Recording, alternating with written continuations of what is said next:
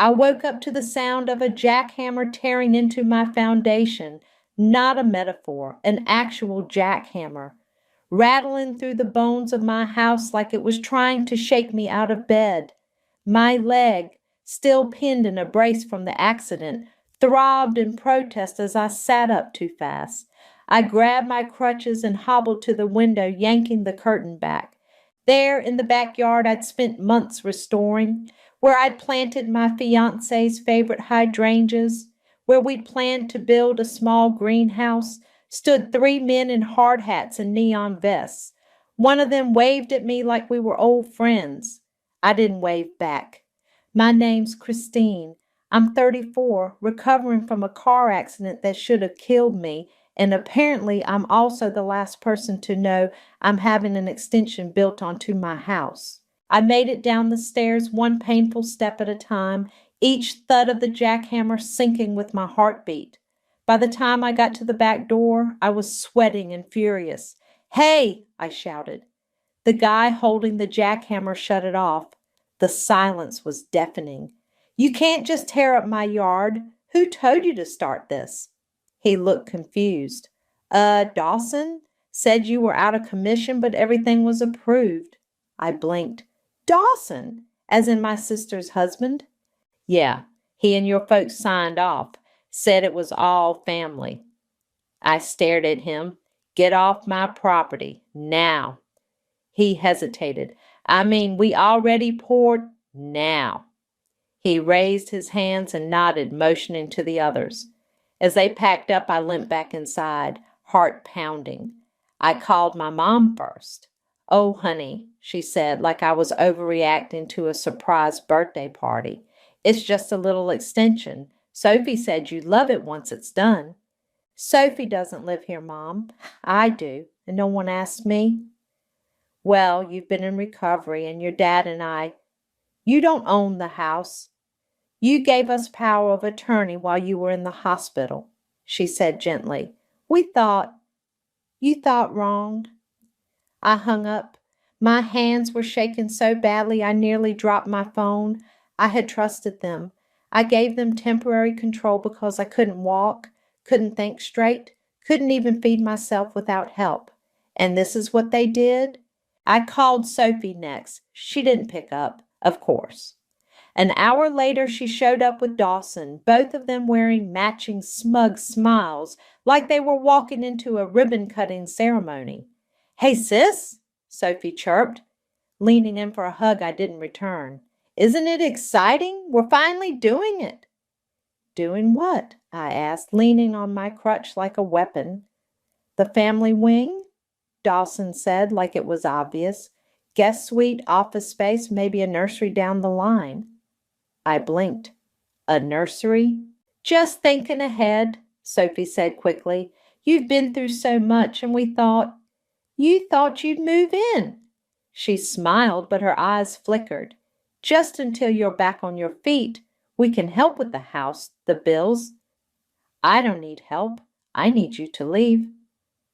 Dawson laughed like I'd told a joke. "Chris, come on. This place is huge. You don't even use half of it." "It's mine."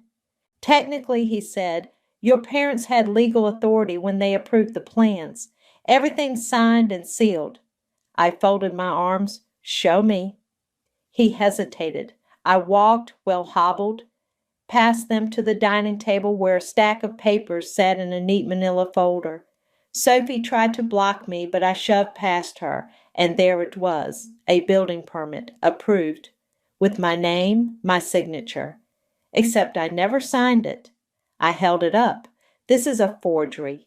Sophie's face went pale. "No, it's not. Dad said you were okay with it." "Did I sign this?" She didn't answer.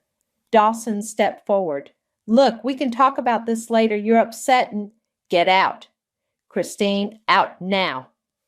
They left, but not before Dawson muttered, "Ungrateful," under his breath. I stood there, gripping the forged permit like it was a loaded gun.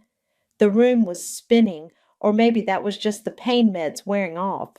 I sat down slowly, the brace on my leg stiff and unforgiving. I looked around the room.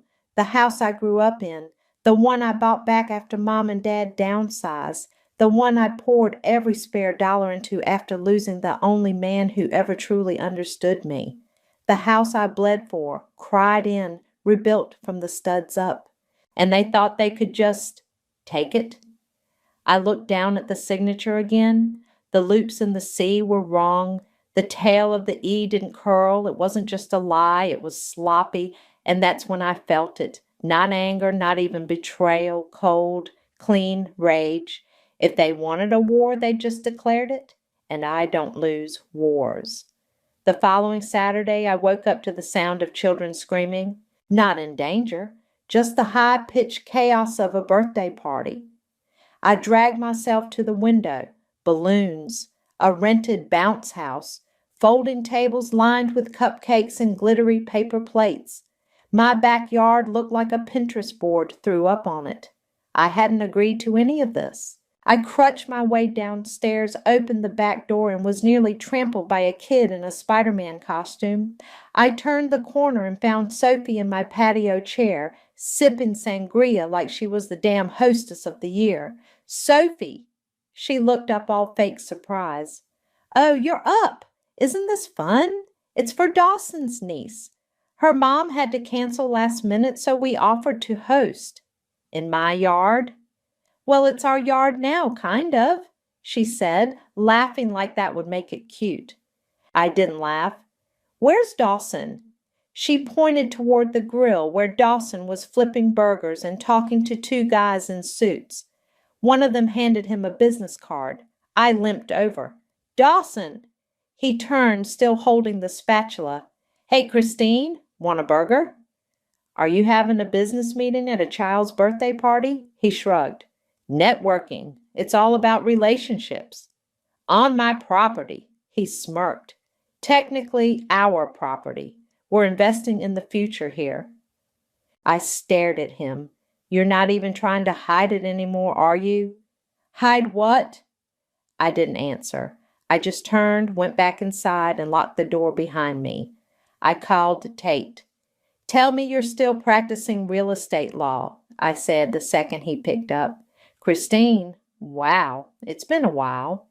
Yeah, and it's about to get ugly. I told him everything. Well, the short version, the forged signature, the construction, the sudden invasion of my house like it was a timeshare. He whistled. You didn't sign anything? No verbal agreement? Nothing. I was on morphine when they filed the paperwork. I couldn't even hold a pen. Then it's fraud. Let me come by tomorrow. Bring the documents. I exhaled for the first time all day. Thanks, Tate. That night, I stayed upstairs while the party dragged on. I watched the guests leave with their party favors and half-eaten cupcakes. I watched Sophie and Dawson laugh like they owned the place. And I thought about all the years I kept my head down. The quiet holidays where Sophie got the big gifts and I got the practical ones. The way Mom always said, your sister just needs a little more help right now. Like that was a permanent excuse for everything. I wasn't going to be quiet anymore. The next day, Tate showed up with a laptop, a legal pad, and a look that said he meant business.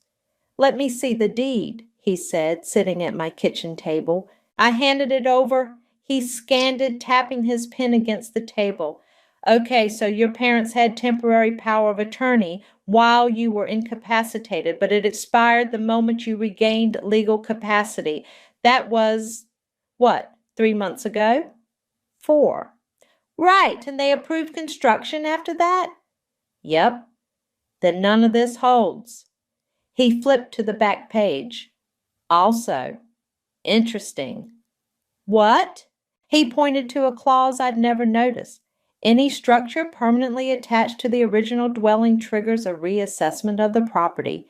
That means taxes, insurance, potentially even zoning penalties depending on how they filed. I blinked. So they're on the hook for all of that?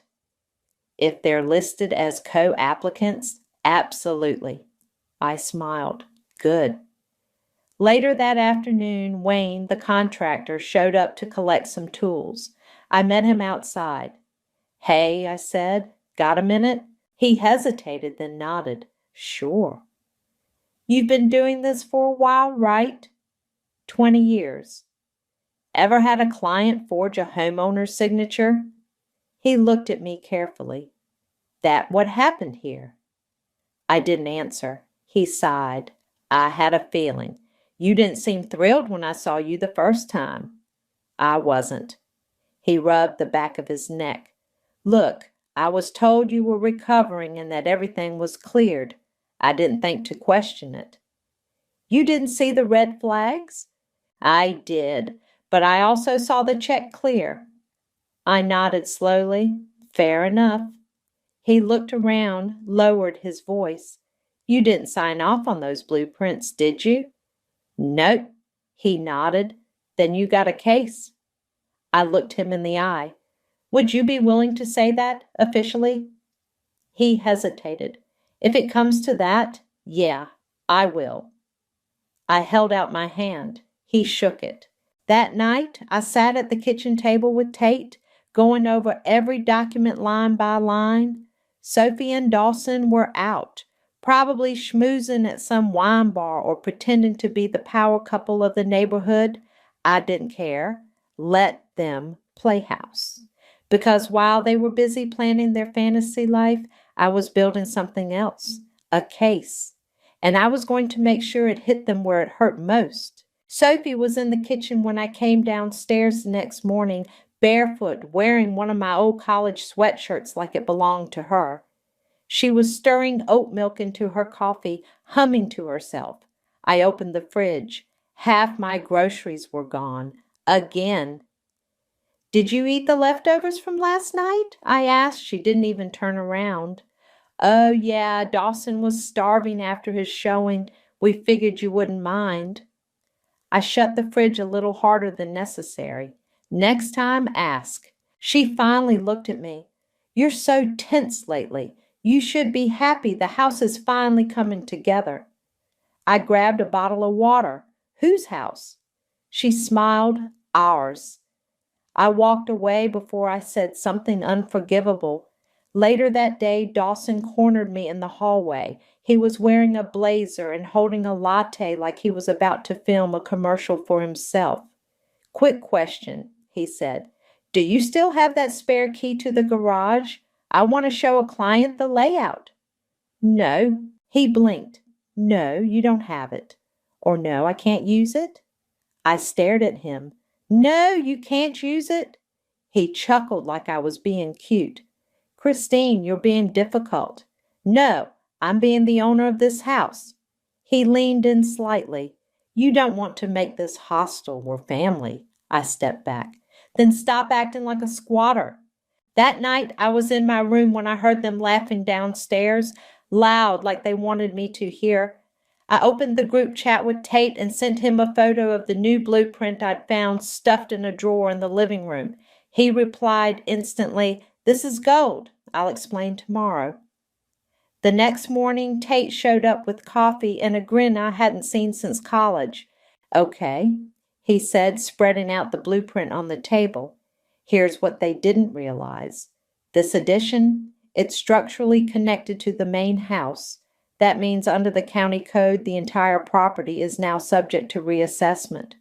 "Meaning?" "Meaning your property taxes are about to triple." I blinked. "And I'm the only name on the deed." "Exactly." I leaned back in my chair. "So they built their dream wing, and I get the bill." "Unless," he said, tapping the blueprint, "we make sure the county knows who initiated the construction." I smiled. "Let's do it." That afternoon, I printed a fresh copy of the new tax assessment. It had arrived in the mail that morning, thick and official looking. I stuck a yellow post-it on top. "Looks like your generosity has a price tag."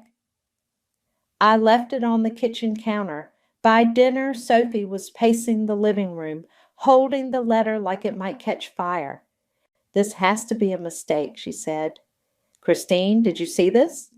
I did. "It says the taxes are going up by, what, 15 grand a year?" 17. I said, sipping my tea. Dawson stormed in, waving the paper. Why is this under your name? We all live here. Because I own the house. He pointed at me. You're not going to stick us with this. We added value. You added debt. Sophie's voice cracked. We don't have that kind of money. I looked at her. Then maybe you shouldn't have built something you couldn't afford.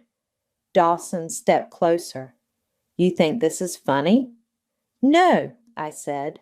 I think it's legal.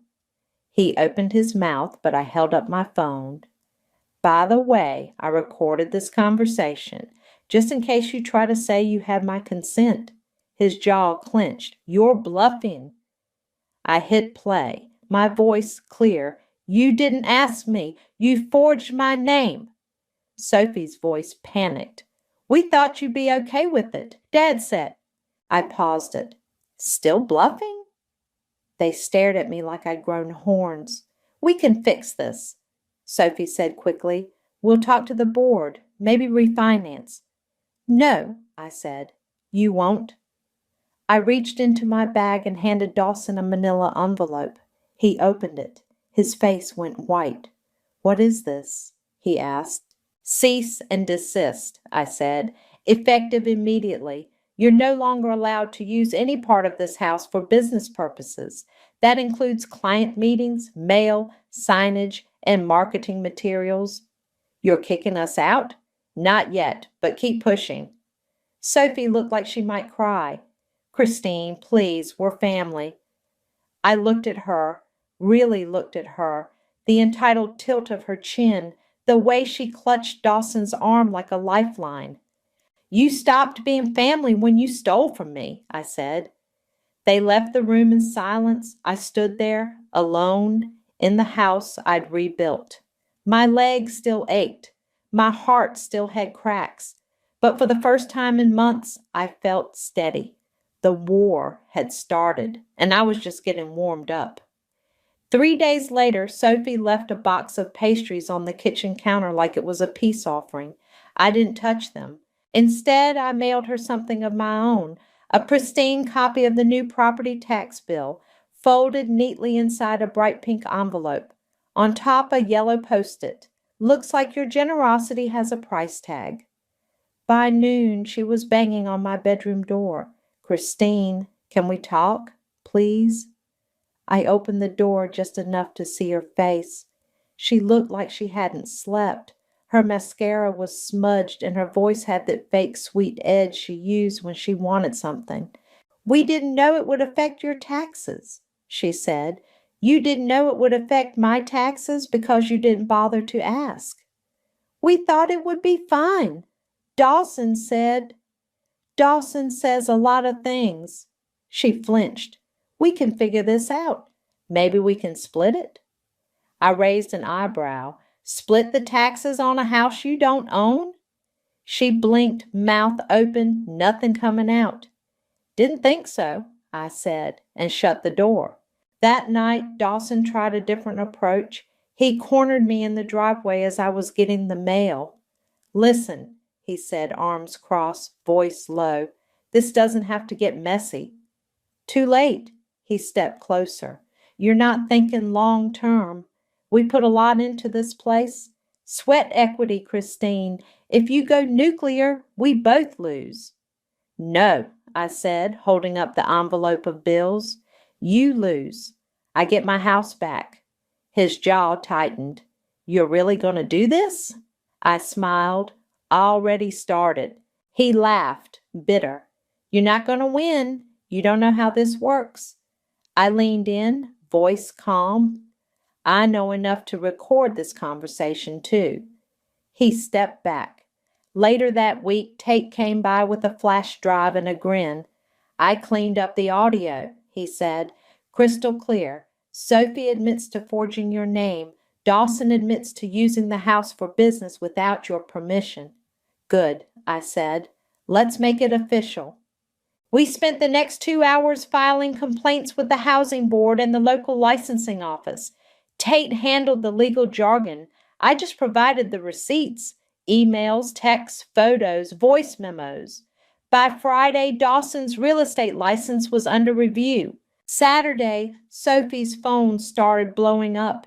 I could hear it buzzing through the walls. She was pacing the hallway, whispering frantically. Her Instagram was suddenly wiped clean. No more curated shots of the family home or the Price Shepherd lifestyle. Just a blank profile and one cryptic story. Taking a break to focus on what really matters. Please. The next morning, I filed a petition to partition the property. Tate explained it like this. You're requesting the court to formally separate the addition from the main dwelling. If approved, they'll be responsible for their own taxes, utilities, and insurance. And if it's denied, then we proceed with eviction. I nodded. Do it. That night, Dawson knocked on my door. No smile, no blazer, just a man who realized the walls were closing in. We'll buy you out, he said. I laughed. Buy me out of my own house? You're being unreasonable. No, I said, stepping into the hallway. You built a fantasy on someone else's foundation, and now it's crumbling. Sophie appeared behind him, arms folded, eyes red. Please, she said. We have nowhere else to go. Then you shouldn't have burned the only bridge you had? Dawson's voice dropped. You think you're so smart, but you're petty, bitter, alone. I didn't flinch. And you're trespassing. He scoffed. You're going to regret this. I smiled. Eviction notice goes out Monday. He stared at me like he was trying to decide whether to fight or fold. He folded. They went back to their side of the house, quiet for once. I stood there in the hallway, the silence ringing louder than their shouting ever had. I wasn't just taking back my house. I was taking back everything they thought they could steal, and I wasn't done yet. The knock came just after 10 a.m. I opened the door to find a man in a navy windbreaker holding a clipboard. Christine? He asked. Yes? County Housing Board. We received your complaint. I'm here to inspect the addition. I stepped aside. Be my guest. 10 minutes later, he was standing in the middle of what Sophie and Dawson had been calling the family wing, shaking his head. Who filed the construction permits? He asked. My parents under power of attorney, but it was expired, and the signature on the approval? Forged. He looked up. You have proof? I handed him a folder, photos, dates, the audio files Tate had cleaned up. He flipped through it, expression darkening. This is a mess, he muttered. Tell me about it. He took a few more photos, measured a couple of walls, and left with a tight nod. You'll hear from us soon. Sophie and Dawson came home 2 hours later. I was on the porch sipping iced tea, waiting. What's with the county car outside? Dawson asked. Inspection, I said. Sophie's face drained. What kind of inspection? The kind that determines whether your little project is legal. You called the board? She snapped. No, I said. I filed a formal complaint. There's a difference. Dawson stepped forward, trying to loom. You're playing dirty. No, I said calmly. I'm playing smart. That night, Tate called. They're moving fast, he said. The board's opening a case. They flagged multiple violations, zoning, permit fraud, misuse of residential space. Good. And Dawson's license? Suspended pending investigation. I smiled. Perfect. The next morning, Sophie was crying in the kitchen. I walked in to grab my coffee and found her hunched over her phone. They're tagging me in everything, she said, not even looking up. People are saying I'm a scammer, a leech. I poured my coffee. Maybe don't steal next time. She looked up, eyes puffy. You're enjoying this. No, I said, but I'm not apologizing for it either. Later that week, the petition to partition the property was approved. I served them the paperwork myself. Sophie stared at the envelope like it was a death sentence. What does this mean? It means your part of the house is now legally separate. You're responsible for your own taxes, insurance, utilities. Dawson scoffed. That's ridiculous. We don't even have our own meter. Then I suggest you get one. Fast. He crumpled the paper in his fist. You're going to regret this. No, I said. You are.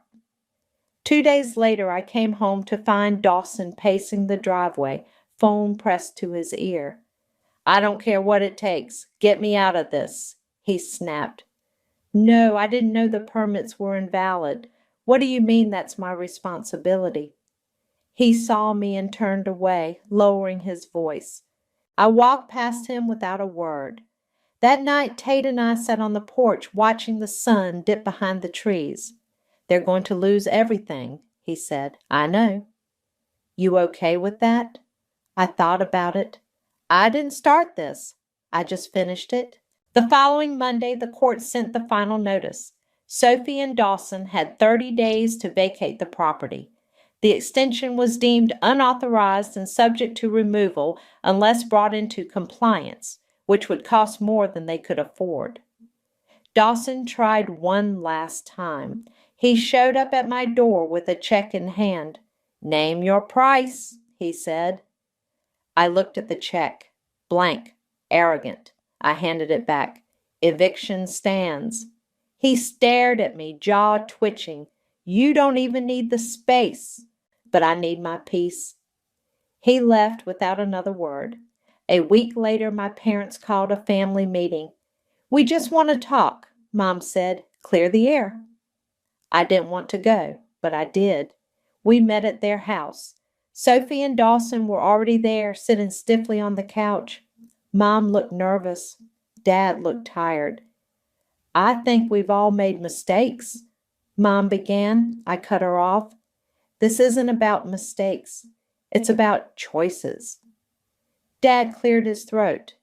Dawson was trying to help. He had a vision. He forged my signature. Sophie spoke up. We didn't mean to hurt you. You didn't care if you did. Mom reached for my hand. We're still a family. I pulled away. No, we're not.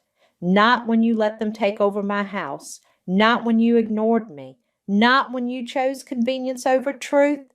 Sophie stood up, voice shaking. You're punishing everyone because you're bitter and alone. I stood too.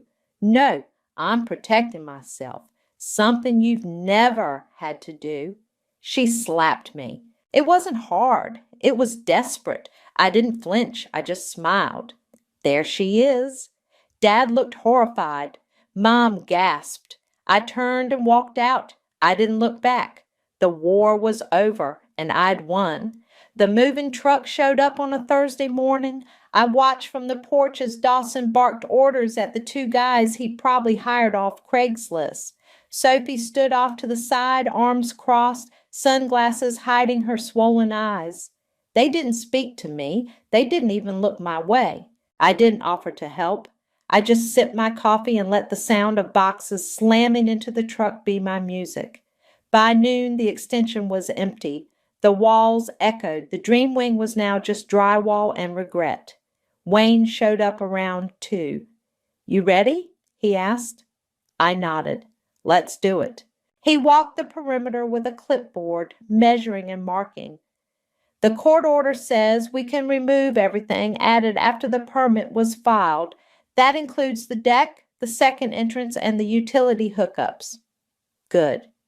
He looked up at me. You sure you want to go through with this? I'm sure. He nodded. All right. We'll start demolition tomorrow. Sophie came back around 4, alone. She didn't knock, just walked right in like she still lived here. I met her in the hallway. You forgot something? I asked. She held out a small box. Inside was a photo of us as kids. Matching dresses, gap-toothed smiles, holding hands in front of the fireplace. I thought maybe you'd want it, she said. I took the box and set it on the table. Thanks. She looked around like she was seeing the house for the first time. We really messed this up. I didn't answer. I thought we were building something, she said. I didn't realize we were burning everything down. I leaned against the wall. You didn't care who got hurt. That's the difference. I was scared, she said. We were drowning in debt. Dawson kept saying this would save us. And you believed him? She nodded. I wanted to believe someone, anyone. I didn't think you'd fight back. I looked at her. That's your problem. You never thought I'd stand up. She wiped her eyes. Mom and Dad are mad at you. I know. They say you're tearing the family apart. I shrugged. Then maybe it wasn't much of a family to begin with. She didn't argue. Before she left, she turned at the door. If I ever have kids, I hope they grow up to be more like you. I didn't know what to say to that, so I said nothing.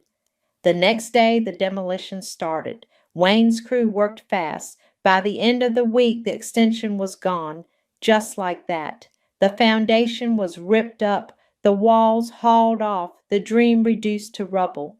The county held an auction for the salvaged materials. Cabinets, fixtures, even the fancy light fixtures Sophie picked out on credit.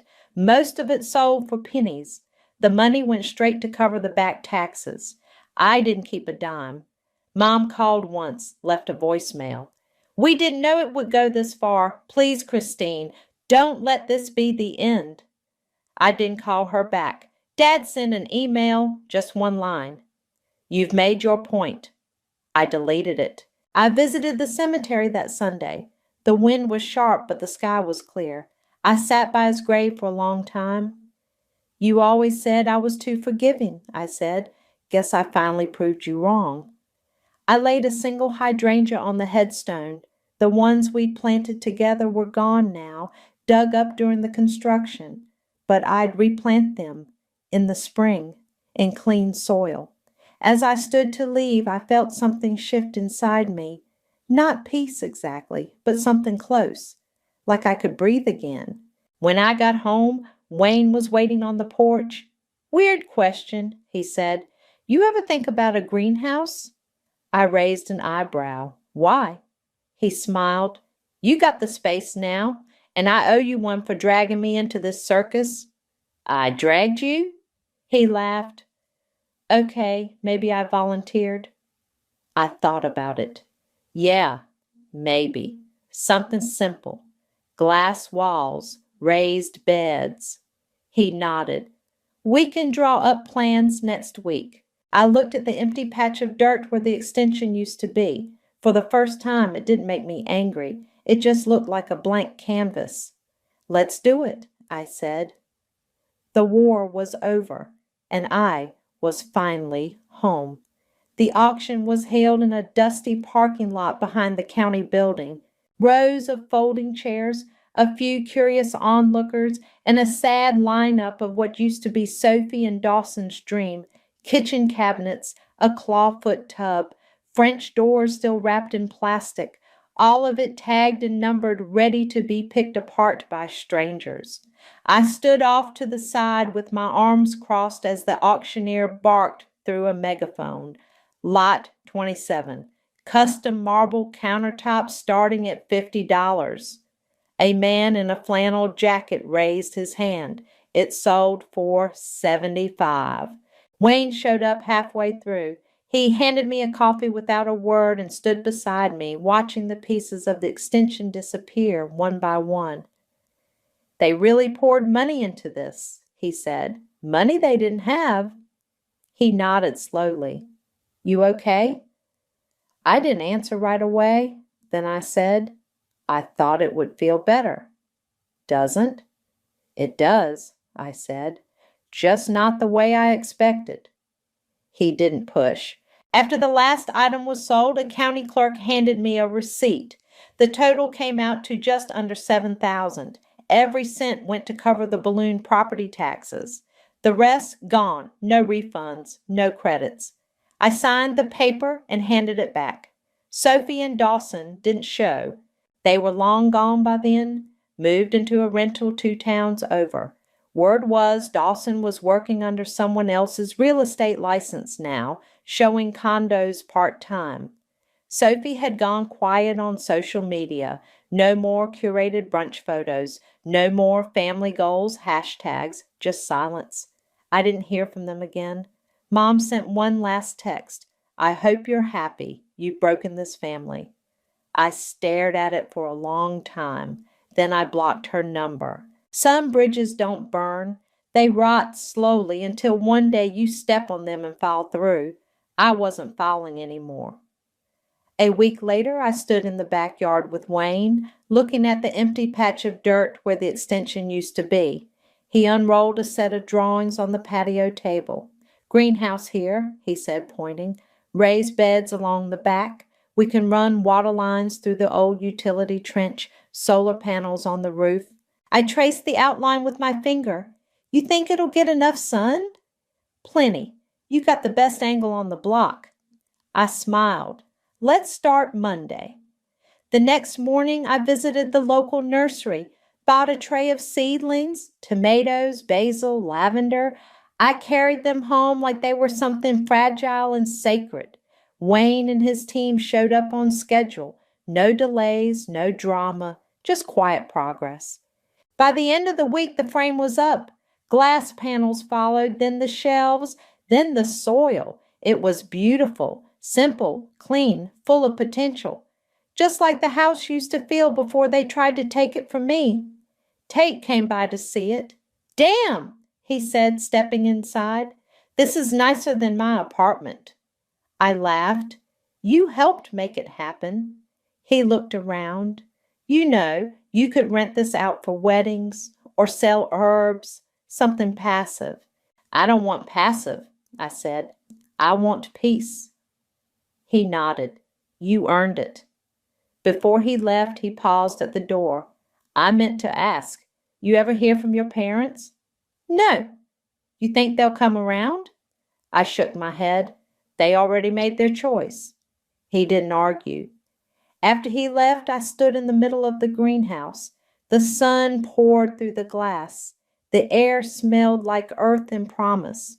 I bent down and started planting, one seed at a time. That night, I sat on the porch with a glass of wine, watching the sky turn orange and gold. Wayne walked up with 2 folding chairs and set one beside me. You okay? He asked. I think so. He nodded. Good. You deserve that. We sat in silence for a while, then he said, You know, if you ever want to build another wing. I laughed. He grinned. Kidding. Mostly.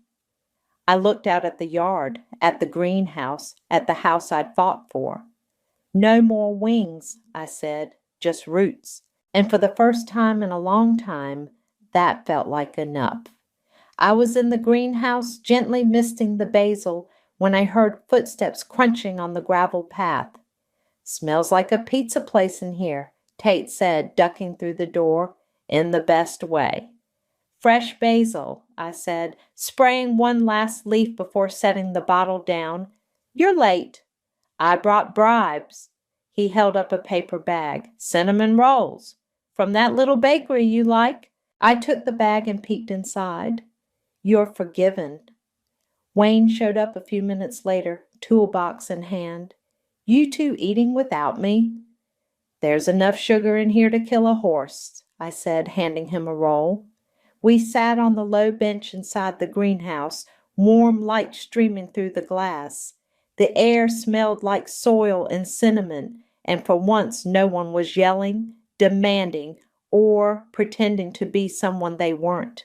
Wayne wiped his hands on his jeans.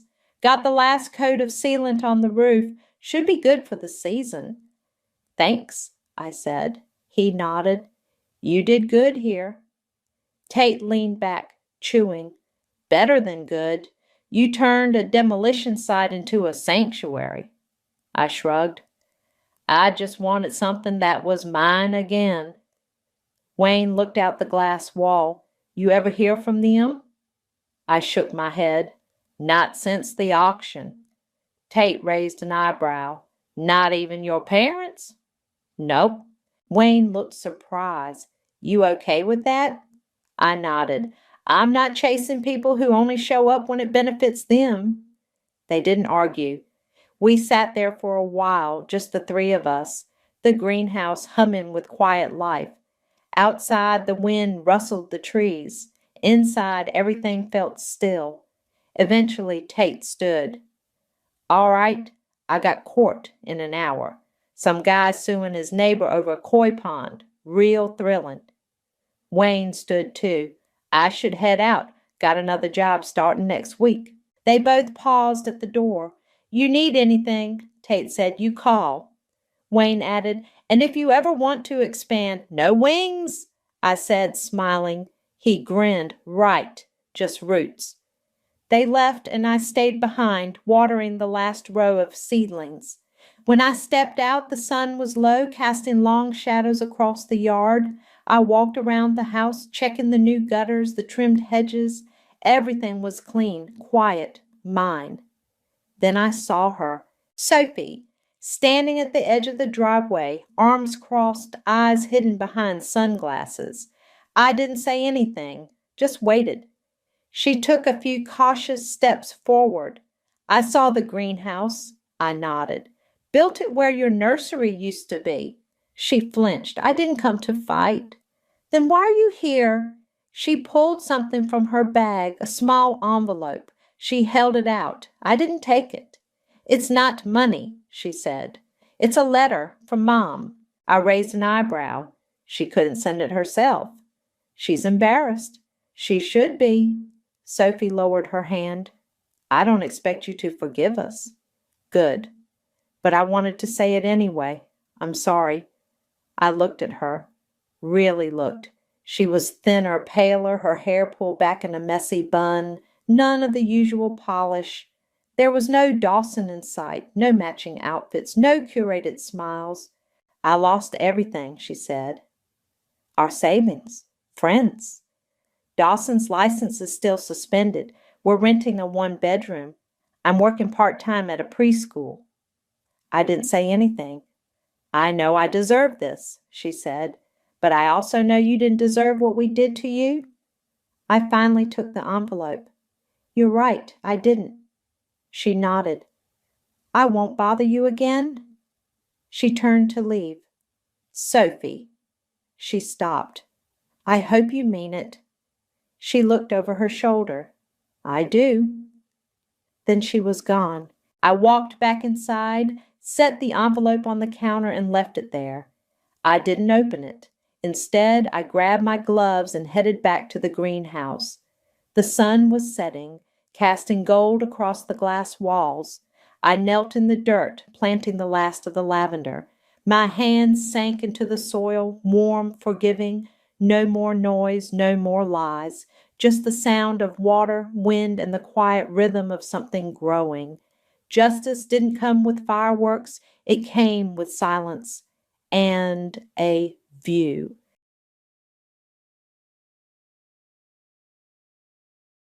Hi, I'm Solène, and at my father's company grand opening, my name tag didn't just have my name, it labeled me as the family's burden.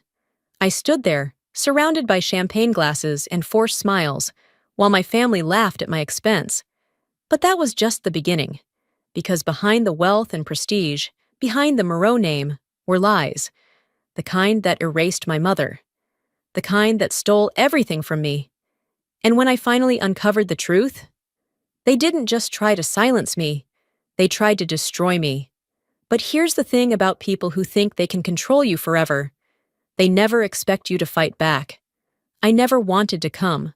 When the invitation arrived, gilded edges, embossed lettering, an ostentatious display of Moreau wealth, I had every intention of throwing it in the trash.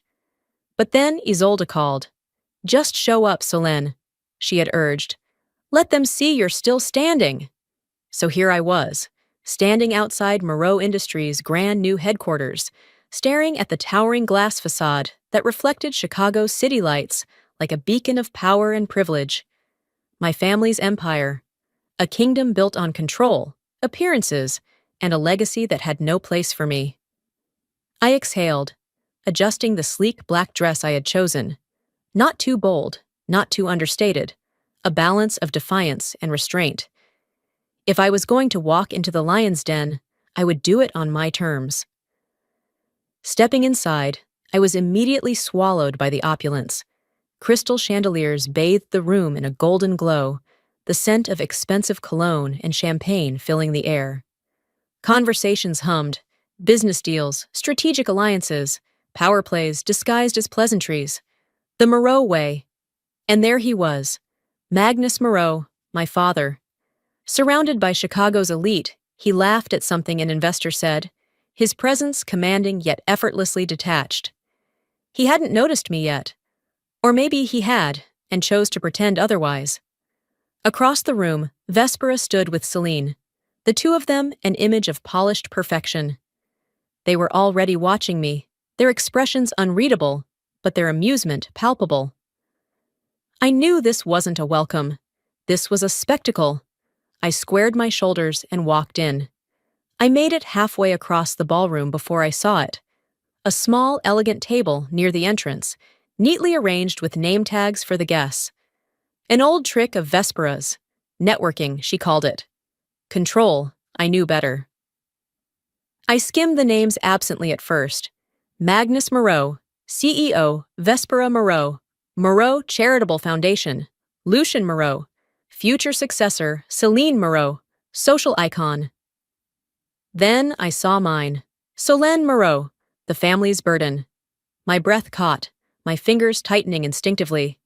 At first, I thought it was a mistake, some cruel joke. But then I heard it. Celine's laugh.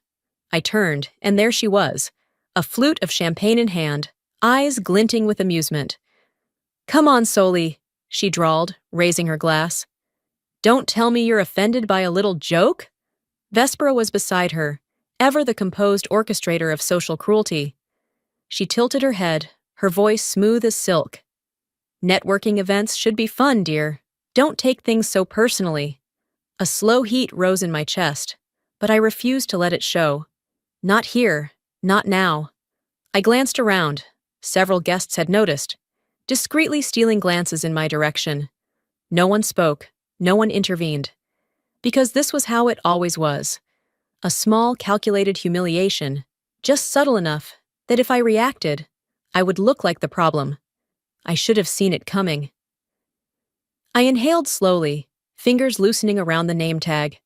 My pulse thrummed in my ears, but I willed my expression into something unreadable. If they expected a scene, I wouldn't give them one.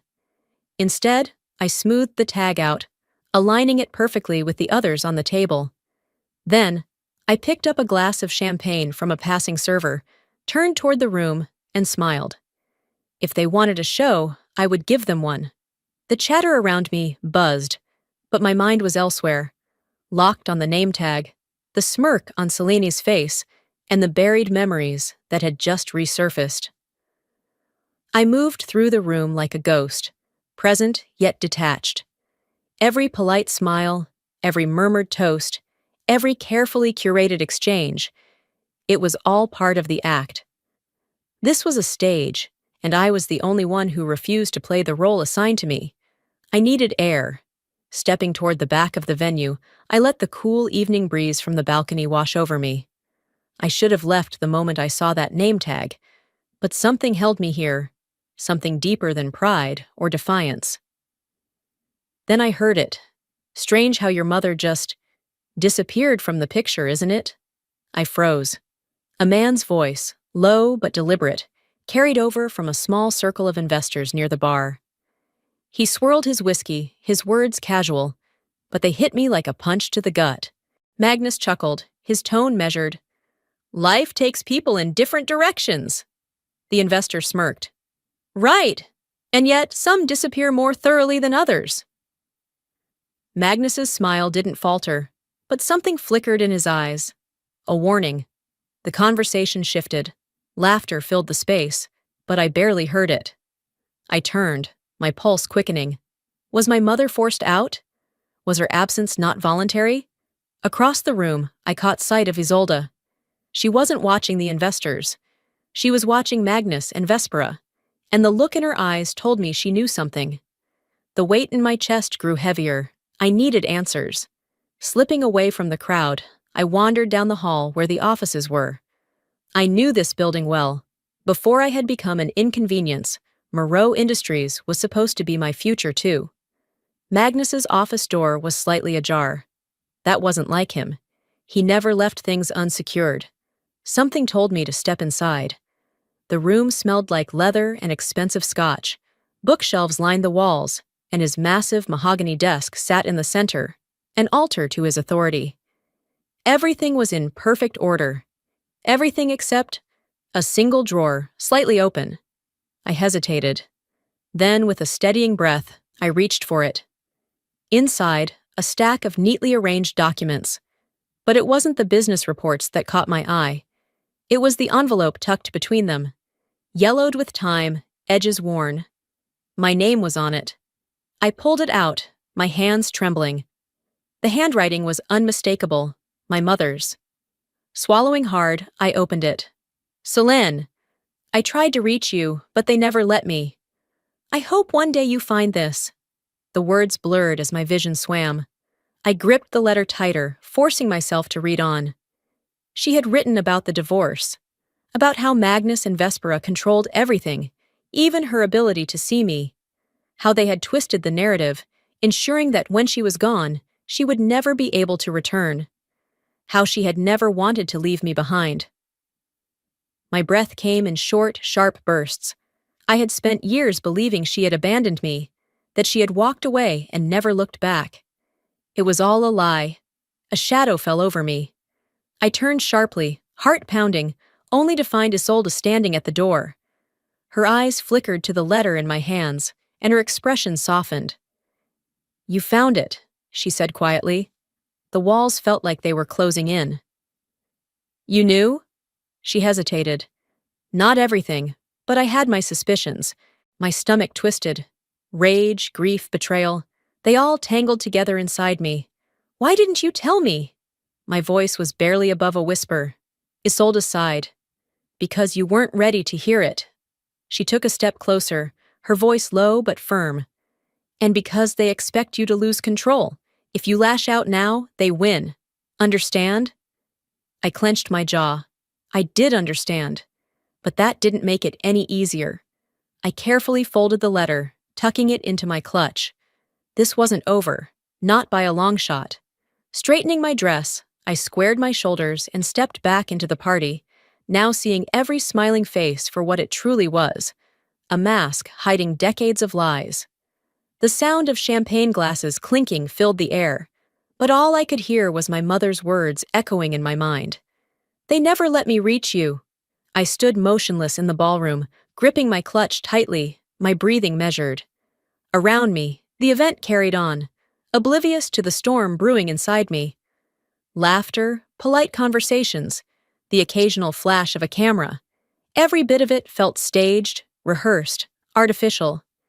I had spent years wondering why my mother had disappeared from my life, why I had been left behind. Now I knew the truth. And Magnus Moreau was standing just a few feet away, completely at ease, basking in the admiration of his peers, as if he hadn't orchestrated the biggest betrayal of my life. Then he raised his glass. Ladies and gentlemen, he announced, his voice commanding the room's attention. Tonight, we celebrate not only a milestone for Moreau Industries, but the legacy that we continue to build for the future. A murmur of anticipation swept through the crowd. I felt my pulse quicken. I knew my father well enough to recognize when he was about to make a move. Strength, innovation, and leadership, Magnus continued, are the foundation of our success, and that is why, tonight, I am proud to make it official. Lucien Moreau will be my successor, and my legacy will be entrusted to him alone. The applause was deafening. I felt my stomach drop. Vespera was watching me, her lips curling into a small, satisfied smile. Selene barely contained her smirk as she whispered something to a guest beside her. They had been waiting for this moment. Magnus hadn't even looked at me, not once. I was out. Publicly, undeniably, irreversibly cut off. I swallowed the lump rising in my throat and forced a slow, steady breath. I had known, deep down, that there was never a future for me in this family. But seeing it confirmed in front of an entire room of strangers made the sting sharper, the weight of rejection heavier. But I wouldn't break here. I picked up a glass from a passing server and took a sip, barely tasting the champagne. My hands were steady, my expression unreadable. If they wanted me humiliated, they would be disappointed. I turned and walked out. I wasn't thinking about where I was going, only that I needed to be away from the flashing lights, the whispers, the suffocating presence of Magnus and Vespera. My feet led me down the hallway, past the event staff, until I found myself in familiar territory. Magnus's office. I hesitated. Then I saw it. The drawer. The one I had left slightly ajar when I found my mother's letter. A rush of something, instinct, desperation, pushed me forward. If Magnus had hidden that letter, what else had he kept buried? I pulled the drawer open, rummaging through the neatly arranged files, financial statements, board meeting minutes, stock reports, until my fingers brushed against something that didn't belong. A separate folder, labeled Charitable Allocations, V. Moreau. I flipped it open, and what I found nearly made me gasp. Numbers, transfers, accounts. It took me seconds to realize what I was looking at. Undeniable proof that Moreau Industries had been laundering money through Vespera's so-called charity foundation. My entire body went cold.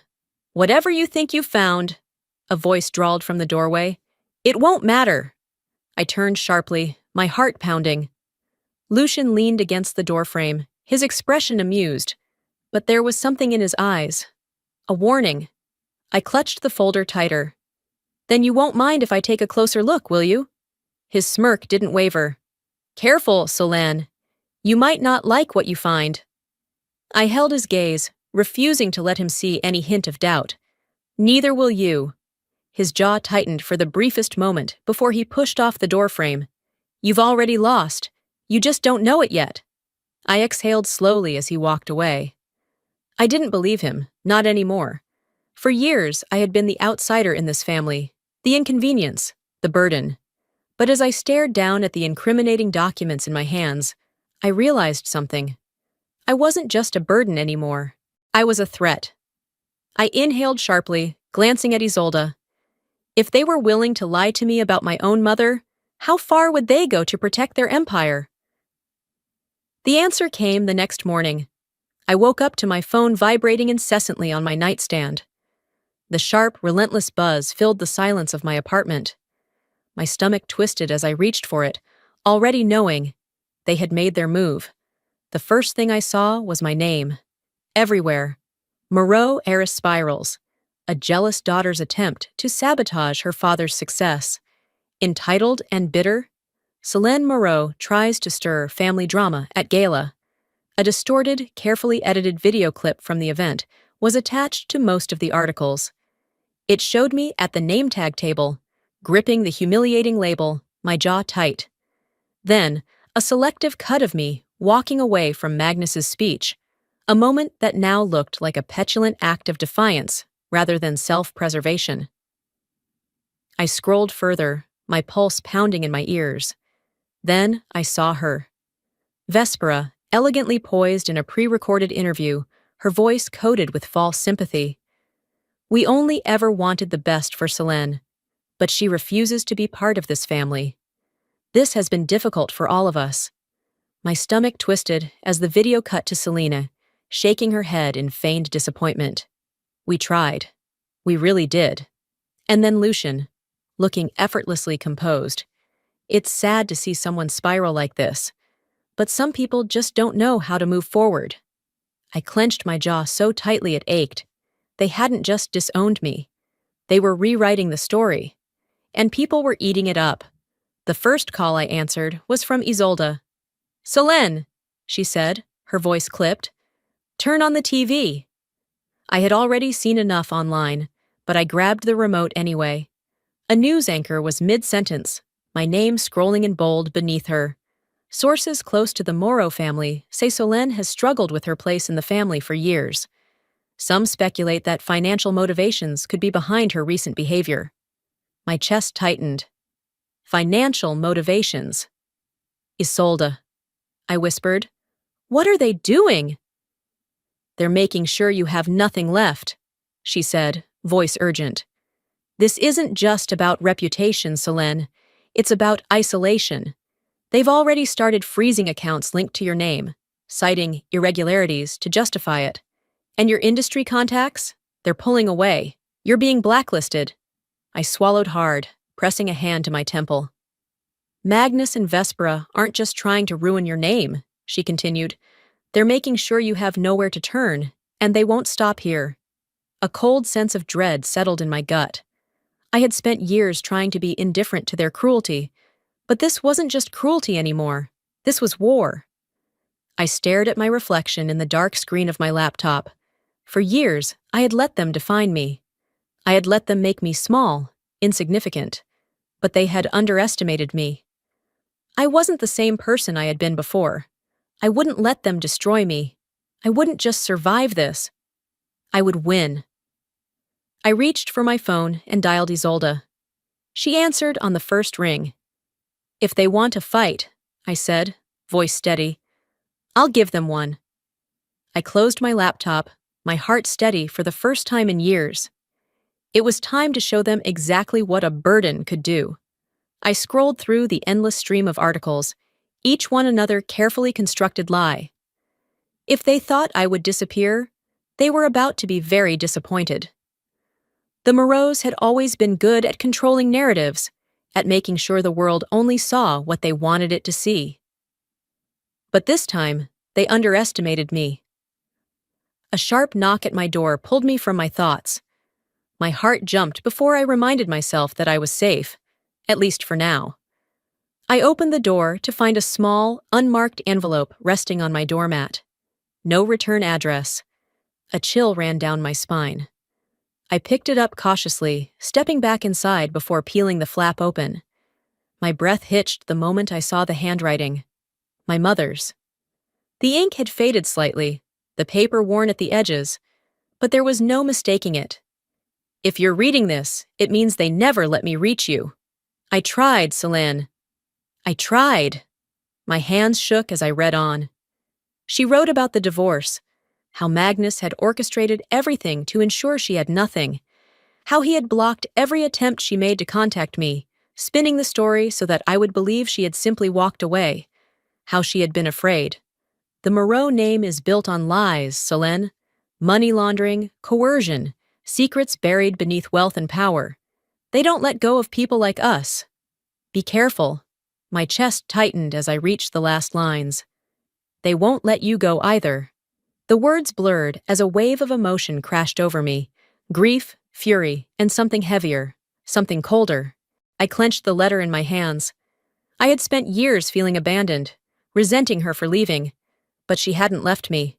She had been erased. A buzzing sound snapped me out of my thoughts. My phone. I answered without checking the caller ID. Selene. It was Isolde. Are you okay?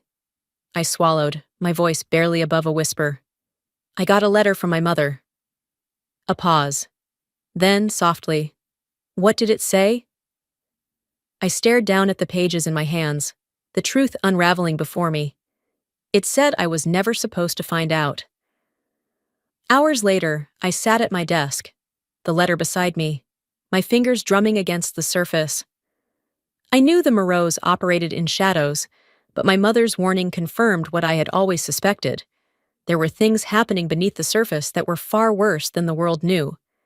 And I needed proof. I reached for my laptop, logging into a secure server I hadn't touched in years. I still had contacts, people who specialized in uncovering the things that powerful families worked so hard to hide. I typed in a name. Selene Moreau. If Magnus and Vespera were planning their next move, Selene would be part of it. And I had a feeling her engagement wasn't the fairy tale she wanted people to believe. It didn't take long. A few messages, a few calls, and then the confirmation came through. Celine's fiancé was drowning in debt. The engagement was a business transaction, not a love story. A carefully crafted power move to secure Selene's position, orchestrated by Vespera herself. I clicked on Selene's latest social media post. True love, built on trust and honesty. My lips curled into a humorless smirk. I copied the files I had been sent, saving them to my encrypted drive. Celine had always thrived on the illusion of perfection. Let's see how she handled the truth. The call from Isolde came just before midnight. "What are you planning to do?" she asked, her voice cautious. I exhaled slowly, my fingers brushing against the letter from my mother. "They took everything from me, Isolde," I murmured. "It's time I take something back." I placed the letter beside the incriminating documents, my resolve hardening. If my mother warned me to be careful, it only meant one thing. I was closer to the truth than they ever wanted me to be. I stared at the names on the documents. Powerful men, untouchable by law, all connected to Moreau Industries. And I had proof. It should have felt like a victory, but I knew better. Because the Moreaus never just defended themselves. They attacked. The first sign came when I stepped into my office. The silence hit me before anything else. My assistant avoided my gaze. Conversations died when I passed. A few colleagues exchanged knowing glances before turning away entirely. I felt it in my gut. Something had shifted. I barely had time to set my bag down before my phone buzzed. An internal message. HR meeting. Immediately. I exhaled slowly, grabbed my notepad, and made my way down the hall. Inside, the head of HR sat stiffly across the table, a folder open in front of her. "There have been concerns about your integrity, Selene." I kept my expression neutral. "Concerns from whom?" She hesitated. That was enough of an answer. "I assume this has nothing to do with my actual performance," I continued, leaning back. "And everything to do with my last name." Her lips pressed into a thin line. "We received allegations that confidential company data was leaked under your credentials. Given the nature of these accusations, we're putting you on immediate leave pending an internal review." A bitter laugh nearly escaped me. Lucian. This had his fingerprints all over it. "You don't actually believe this," I said. The HR director didn't meet my eyes. "I'm sorry, Selene." That told me everything I needed to know. I stormed into Lucian's office without knocking. He was sitting behind his desk, scrolling through his phone, utterly unbothered. "You're trying to erase me," I said, slamming the door shut behind me. Lucian finally looked up, one eyebrow raised. "You erased yourself the moment you decided to turn against this family." I clenched my fists at my sides. "So this is your strategy? Cutting me off wasn't enough? You want to ruin my career too?" He leaned back, smirking. "You don't have a career without us, Selene. You never did." I felt my jaw tighten. "You think I need you?" I asked, voice dangerously even. "You think I won't survive without the Moreau name?" Lucian sighed dramatically. "Selene, let's be honest. You were always the weak link. The moment you stepped out of line, you became disposable." I took a slow, deliberate step forward. "If you wanted me to walk away," I said, "you should have left me with something to lose." For the first time, a flicker of something crossed Lucian's face. Uncertainty. And that was all I needed. That night, I met Isolde at a quiet corner cafe, the kind of place no one would think to look for me. She slid into the seat across from me, expression wary. "What did they do?" she asked. I handed her my suspension notice. She read it quickly, then exhaled through her nose. "Lucian?" I nodded. "They think they've won," I said, taking a sip of my coffee. "They don't realize I'm just getting started." Isolde studied me for a moment. "What's your plan?" I pulled out my phone and typed a single message to a journalist contact I hadn't spoken to in years. Then, I turned the screen toward her. A single file attachment, just enough to plant the first seed. "Let's see how Lucian handles a taste of his own medicine," I murmured. The next morning, whispers began. Are the Moreaus hiding something? Why is there a discrepancy in their charity funds? Lucian Moreau, next in line for his father's empire, but at what cost? By midday, the first article had dropped. Lucian was already calling, but I ignored it. I smirked as I closed my laptop. Let them think I was weak. It would make my next move all the more devastating. Lucian had always been predictable, arrogant, reckless, and convinced of his own invincibility. That would be his downfall. But Magnus? He was a different beast entirely. When the formal invitation arrived, I wasn't surprised. A sleek envelope, thick cardstock, embossed lettering. Moreau Industries' signature brand of intimidation disguised as sophistication. It was an invitation to meet with him. Magnus Moreau didn't summon people unless it benefited him, which meant he had a problem. And that problem was me. I arrived at headquarters exactly on time. No earlier, no later. If he wanted to play power games, I wasn't going to give him the satisfaction of appearing eager. The assistant led me through the familiar hallways, my heels clicking against polished marble floors. Magnus was waiting in his office, seated behind an expansive desk, fingers steepled together in that calculated way of his. He gestured toward the chair across from him. "Sit." I didn't move. "I prefer to stand." His mouth barely twitched. "Suit yourself." Then, without preamble, he slid a document across the desk. "This is my last act of generosity toward you," he said smoothly. I glanced down. A non-disclosure agreement, a financial settlement, enough money to disappear and start over. Silence had a price, and he had just named it. "You think you can buy me?" I asked, keeping my voice even. Magnus leaned back in his chair, unbothered.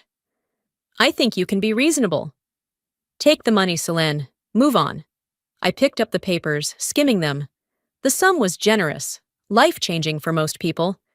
But I wasn't most people. "You're either with this family," Magnus said, "or you're against it." I set the documents down carefully. "Then I guess we both know where I stand." For the first time, his mask cracked, just for a fraction of a second. He had expected me to fold, to cut my losses and walk away. He still didn't understand. I wasn't playing their game anymore. I was rewriting the rules. I turned and walked out, leaving the papers untouched on his desk. That night, something felt wrong the moment I reached my apartment door. The lock was intact, no signs of forced entry. But as I stepped inside, the air felt different. Then I noticed it. My belongings had been moved. Not stolen. Shifted. A glass was slightly out of place on the counter. My desk chair had been adjusted. A book I had left on the coffee table was turned the wrong way. Someone had been here. My stomach twisted. My phone buzzed. An unknown number. I hesitated, then answered. Silence. Then a voice. Low, unfamiliar. "Stop digging, Miss Moreau, or you'll end up just like her." The line went dead. A chill ran down my spine. This wasn't just about Magnus anymore. I met Isolde in secret, my pulse still pounding from the call. She looked at me, her expression grim. "Selene, if they feel threatened enough to do this, you need to leave." I exhaled slowly, gripping the edges of the incriminating documents. Leaving wasn't an option. Not anymore. I locked eyes with Isolde. "No," I said. "I'm going to finish this." The game had changed. This wasn't just about revenge anymore. It was about survival. I had spent years allowing my family to dictate the narrative, to paint me as the burden, the disappointment, the problem. But today, I was rewriting the story. I walked into the Moreau Industries investor meeting uninvited, my heels clicking against the marble floor, my presence drawing immediate attention. Eyes turned toward me, some in shock, others in curiosity. At the head of the room, Magnus sat in his usual seat of power, flanked by Vespera, Lucian, and Selene. His expression didn't change, but I saw the way his fingers curled slightly against the table. He had expected me to disappear. Instead, I had come to destroy him. I strode forward, my movements deliberate, and placed a stack of folders onto the long conference table. "Good morning," I said, my voice carrying through the room. "Before you proceed with today's agenda, I have something for you all." The silence was absolute. I turned to face the investors, some of the most powerful figures in the business world, watching as they reached for the files. Inside, they would find everything: proof of financial fraud, offshore accounts, falsified reports tied directly to Moreau Industries.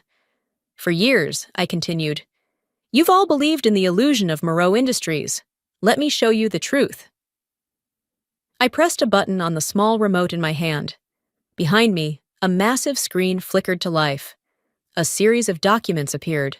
Bank transfers, hidden transactions, numbers that didn't lie. The murmurs started immediately. Whispers, hushed conversations. I saw brows furrow, hands tightening around the pages. Then, Magnus stood abruptly. Solène, he said, his voice low and controlled. Enough! I met his gaze and held it. You don't get to decide that anymore. The reaction was immediate. Lucian lunged from his chair, knocking several folders from the table. You think this will change anything? He hissed, his face contorted with rage. Celine, ever the social strategist, shrank away from the cameras that were already flashing. She knew her own scandal would surface next. Her sham marriage, the financial deals behind it. There was no salvaging her public image now. Vespera didn't speak. She remained eerily still, watching me with sharp, calculating eyes. But for the first time, I saw something else in them, a flicker of uncertainty. She had spent her life controlling the Moreau narrative. She hadn't prepared for this. Magnus, however, remained calm. He exhaled slowly, his fingers tapping against the table in quiet rhythm before he spoke again. You've made a mistake. His voice sent a chill down my spine. It wasn't a threat. It was a statement, a certainty. I swallowed, but I refused to let him see any hesitation. No, Father, I said, my voice unwavering. I finally did something right. The room exploded into chaos. Investors demanded answers. Reporters pushed forward, cameras flashing. The security team hesitated, unsure of who to listen to. Magnus had built his empire on control. I had just set it on fire. And as I turned to the reporters, microphone in hand, I delivered the final blow. Now tell me, who's the real burden in this family? The dust hadn't settled yet, but I already knew. Things would never be the same again. The Moreau name had once been untouchable, a legacy of power, wealth, and control. Now it was a scandal, unraveling piece by piece across national headlines. I watched from my apartment as the news played on the screen. The same anchors who once praised Magnus Moreau were now tearing him apart. Moreau Industries in freefall. CEO Magnus Moreau steps down amid financial fraud allegations. Lucian Moreau blacklisted from major business circles. Investors distance themselves. Celine Moreau's wedding canceled after fiancé's financial scandal surfaces. Vespera Moreau, the mastermind behind the Moreau Charitable Foundation. Has she cut a deal? I turned down the volume, leaning back against the couch. I should have felt victorious, but mostly I just felt free. A knock at my door broke the silence. I opened it to find Isolde, holding a bottle of wine in one hand, 2 glasses in the other. She lifted an eyebrow. Celebratory drink? I stepped aside to let her in. More like a farewell toast. We settled into the couch, the city lights flickering beyond my window. Isolde poured the wine, watching me carefully. So, she said, handing me a glass. What now? I exhaled slowly, letting the question sink in.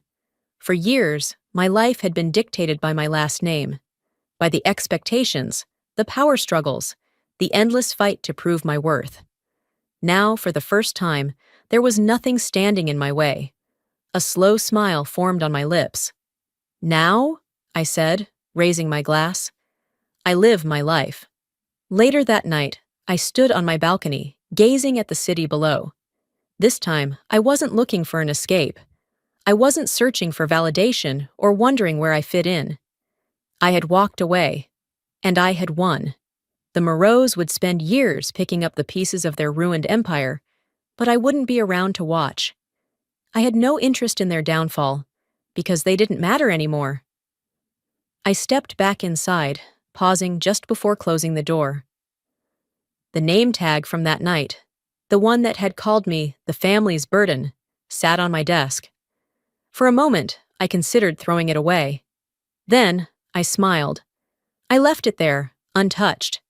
A reminder, because the truth was clear now. I was never the burden. They had always been mine. Before I step away from this story, I want to leave you with something to think about.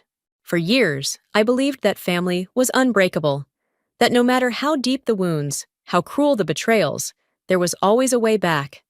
But the truth is, not all families are meant to be held onto. Some are built on love and support. Others, they are built on control, obligation, and fear. Walking away wasn't easy. It took losing everything to realize that I was never the burden. They were. And if you've ever been in a place where you felt like you had to shrink yourself just to be accepted, let me tell you something. You don't owe anyone your silence. Not your parents, not your siblings, not the people who expect you to play a role that makes their life easier while making yours unbearable. Sometimes the bravest thing you can do is to step away, to choose yourself. But now I want to hear from you. Have you ever been in a situation where walking away felt like the only way forward? Do you believe that family loyalty should be unconditional? Or do you think there's a point where enough is enough? Let me know in the comments. I'd love to hear your thoughts. And if this story resonated with you, if it made you think or feel something real, drop a 1 in the comments or tell me where you're watching from. And hey, if you want more stories like this, make sure you hit that subscribe button. You won't want to miss what's coming next. Until next time, take care of yourself. You deserve it.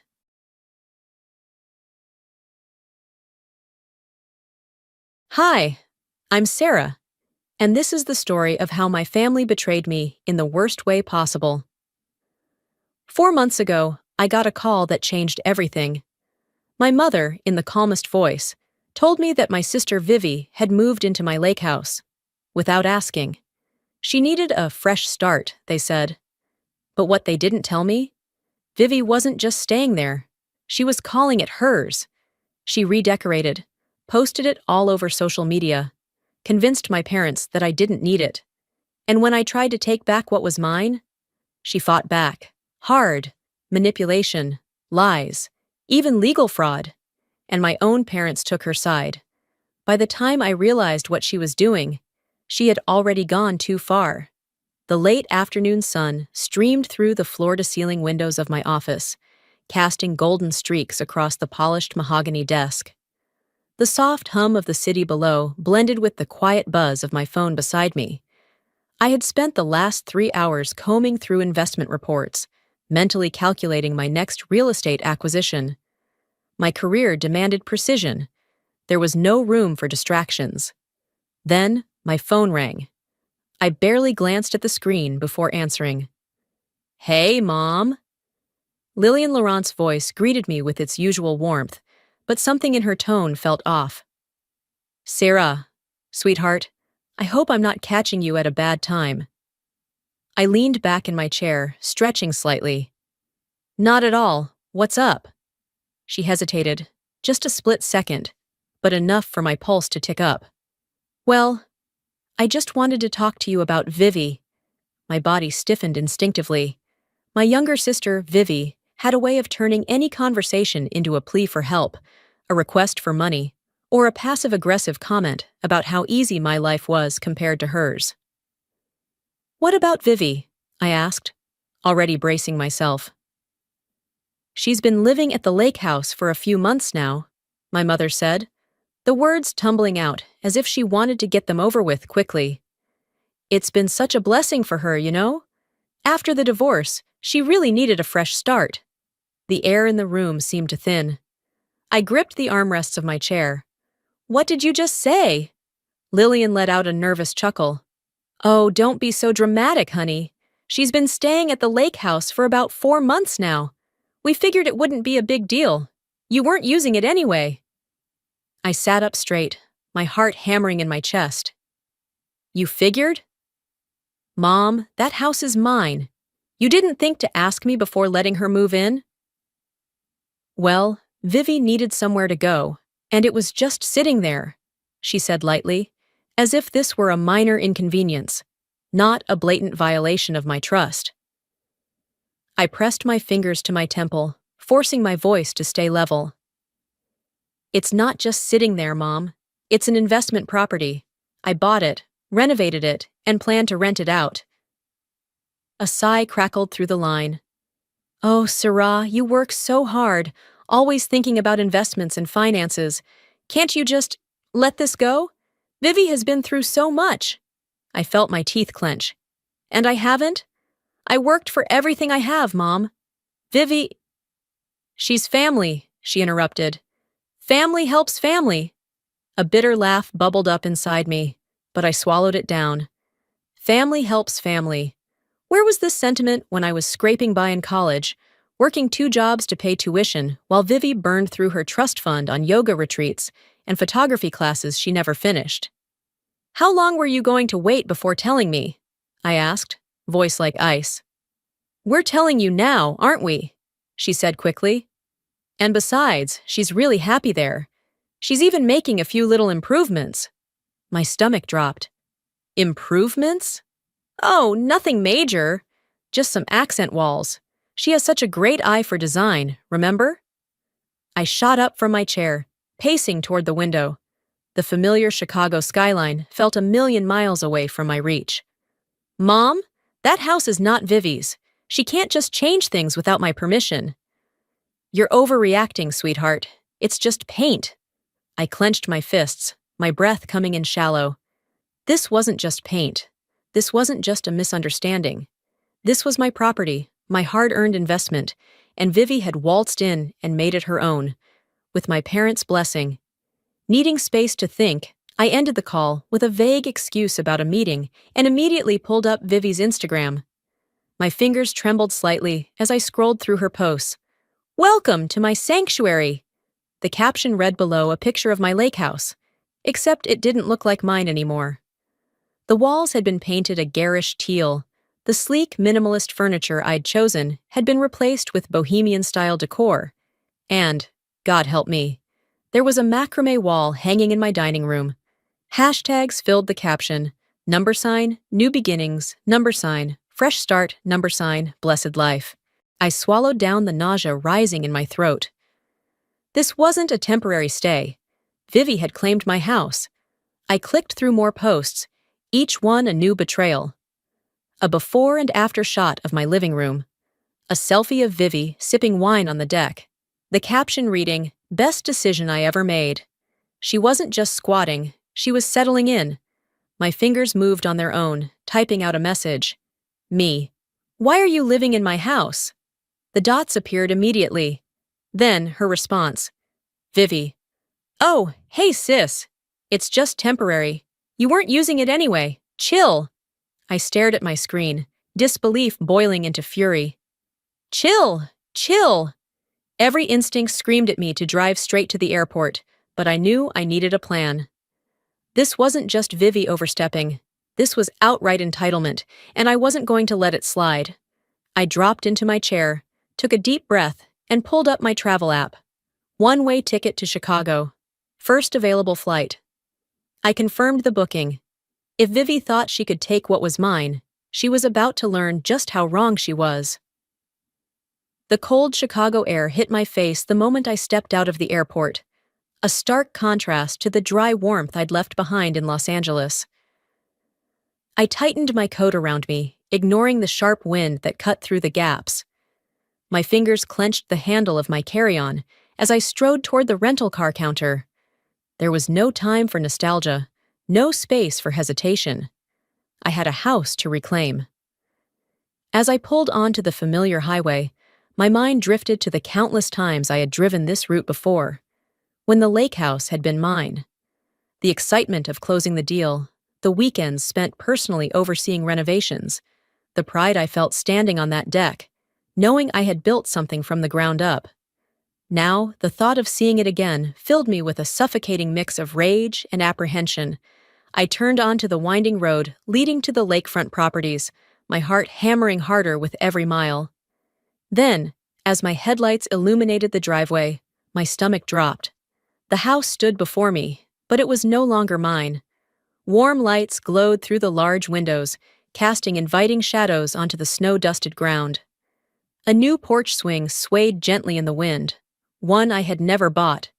Potted plants lined the entryway, and the most jarring change of all, a sign beside the door, carved elegantly in cursive, read, Vivi's Haven. My throat tightened. I killed the engine and sat motionless for a moment, staring at what had once been my sanctuary, now fully transformed into hers. The betrayal twisted deeper inside me. This wasn't just squatting. This was a hostile takeover. Stepping out of the car, I squared my shoulders and walked up the porch steps. The key I had in my purse was useless. I already knew she had changed the locks. Instead, I reached for the doorbell, pressing it firmly. Muffled voices sounded inside, followed by quick footsteps. The door swung open, and there she was. Vivi stood in the doorway, wrapped in a cozy knit sweater, a glass of red wine in hand. She blinked at me, then broke into a smile, as if I were some long-lost friend dropping by unannounced. Sarah! Wow, what a surprise! I stepped forward, my jaw tight. Let me in. For a second, something flickered in her eyes, something calculating, but she stepped aside with a sigh. Fine, but no drama, okay? I just got the place perfect. I walked in, and the second I did, my stomach churned. The sleek, modern aesthetic I had carefully curated was gone. Instead, the walls were a warm terracotta, mismatched furniture filled the space, and vintage tapestries hung where my minimalist artwork once was. The room smelled like sandalwood incense and cinnamon, nothing like the clean, crisp air I was used to. Then my gaze landed on the mantel above the fireplace. My framed photos were gone, replaced with pictures of Vivi and my parents. Not a single trace of me. A chill ran through me. This wasn't just a redesign. This was erasure. I turned back to Vivi, my voice dangerously calm. Where are my things? She waved a hand dismissively. Oh, don't freak out. They're in the garage. I inhaled sharply. The garage. Before I could say another word, my phone buzzed in my coat pocket. I pulled it out, my stomach flipping as I read the notification. A bank alert. I clicked into it, my pulse pounding. A withdrawal, a loan, and my name on it. Blood rushed in my ears as I scrolled through the details. Vivi had taken out a $10,000 loan using my identity. My grip on the phone tightened. This wasn't just entitlement. This was fraud. Vivi, I said, my voice barely above a whisper. What did you do? She rolled her eyes, plopping onto the couch. Calm down. It's just a little loan for some upgrades. You'll barely notice. I stared at her, my vision tunneling. Upgrades? My voice wavered with restrained fury. You took out a loan in my name for your upgrades? She let out an exaggerated sigh, like I was overreacting. Look, you have money, Sarah. You wouldn't even notice 10 grand missing if you weren't obsessively checking your accounts every 5 seconds. A sharp laugh escaped me, void of any humor. This isn't about the money, Vivi. This is fraud. Her expression darkened. Come on, you were never going to rent this place out. You don't even live here. I needed it more than you. A slow, burning rage coiled in my chest. I own this house, Vivi. You had no right. Girls, please! I spun toward the voice. My mother, Lillian, stood at the entryway to the kitchen, her face filled with nervous tension. Beside her, my father, Gregory, crossed his arms. My stomach twisted at their expressions, guilt, but not regret. You knew, I said, realization sinking in. You knew about this. Lillian's shoulders slumped. She needed help, Sarah. She was starting over. She stole from me. My voice rose, shaking. She stole from me, and you just let her. Gregory frowned, his voice firm. She's your sister. You have your life in LA, your career. Vivi has nothing. She needed this more than you. My breath caught in my throat. This wasn't just about a house anymore. This was about me never mattering as much as Vivi. I exhaled slowly, my fingers trembling as I clenched them into fists. So what now? I asked, my voice eerily steady. Lillian and Gregory exchanged a glance before my mother finally spoke. We were thinking, maybe it's best if you just sign the house over to Vivi. Everything inside me stilled. The room blurred as rage, heartbreak, and absolute disbelief crashed over me. They didn't just enable her. They wanted me erased. I let out a sharp breath, nodding slowly as my heart pounded violently in my chest. I see. Vivi smirked, already looking victorious. But she didn't know what I knew. I turned on my heels, my mind already forming the next step. My phone vibrated in my hand. A text from Noah. Call me. We need to move fast. I took one last look at my family, at the house that was supposed to be mine, and walked straight out the door. This wasn't just a fight over property anymore. This was war. I didn't even get the chance to strike first. Before I could finalize a plan with Noah, before I could even take a breath, Vivi had done what she did best. She turned the tables. Not just on me, but on the truth itself. I was sitting in a dimly lit cafe in downtown Chicago, nursing a rapidly cooling espresso as Noah Everly, my attorney and longtime friend, scrolled through her tablet. Her sharp brown eyes flicked over the documents in front of her, occasionally pausing to type something. The low hum of conversation around us was distant, muffled beneath the pounding in my head. The fraud is clear-cut, Noah finally said, glancing up. The loan she took out in your name? That's easily provable in court. And the unauthorized occupancy? You have every legal right to evict her. A surge of relief loosened my shoulders for the first time in days. So, we start the process? Noah nodded. We file a formal complaint first thing Monday. If she refuses to leave, we take it to court. She paused. This won't be easy, though. You need to be prepared for pushback. Pushback. That word felt almost quaint compared to what Vivi was truly capable of. My phone buzzed. Then Noah's. And just like that, the air in the cafe shifted. Noah's brows knitted together as she read the notification, her lips tightening. Oh, wow! A sinking feeling spread in my stomach.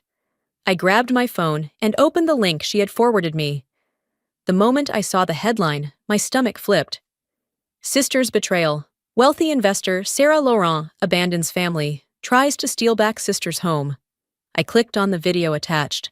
And there she was, Vivi, standing on the very deck of my lake house, tears glistening in her eyes, her voice soft but strong as she spoke directly into the camera.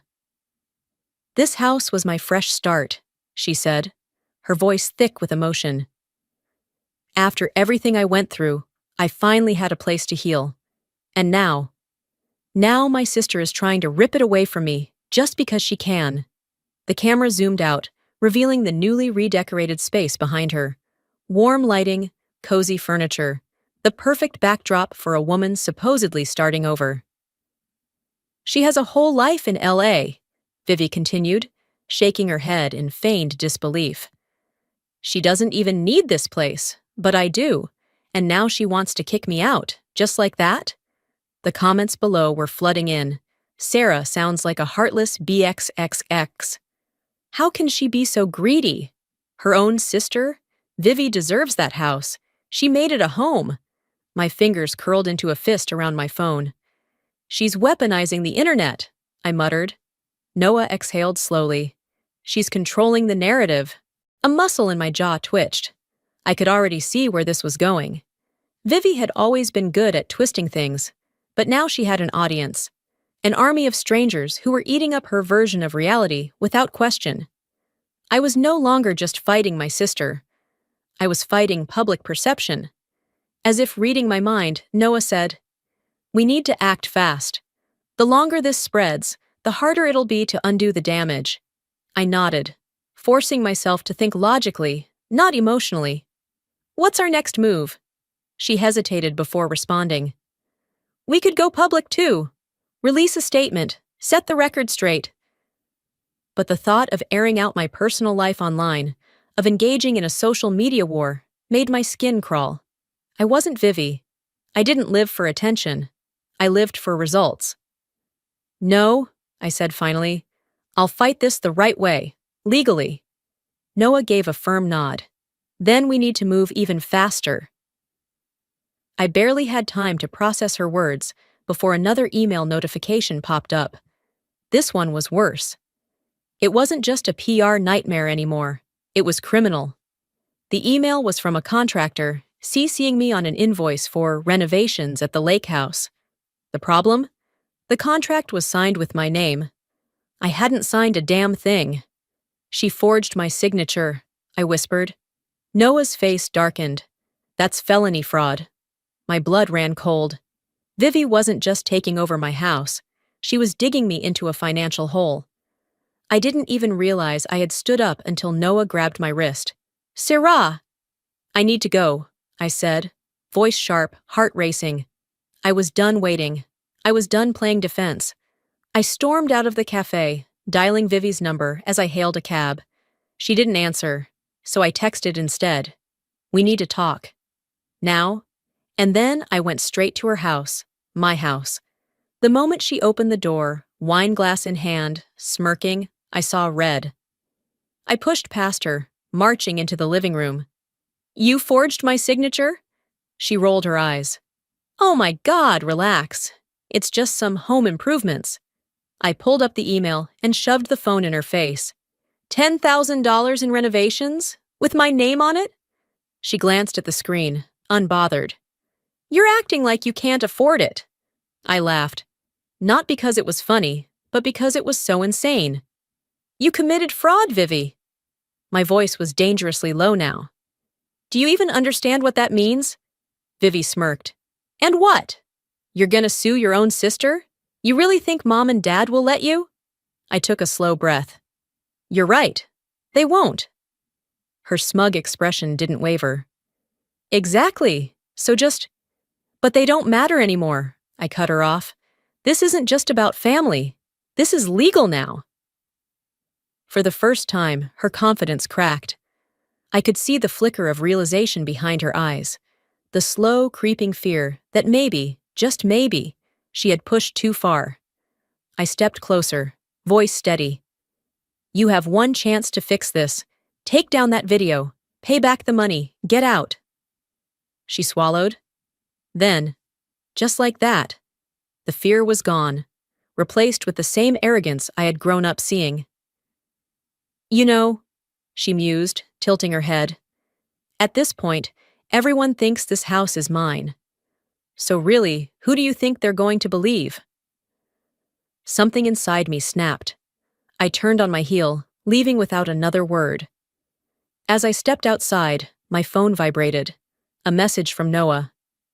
Time to go all in. Let's take this to court. I clenched my jaw, my fingers tightening around my phone. Vivi wanted a war? She was about to get one.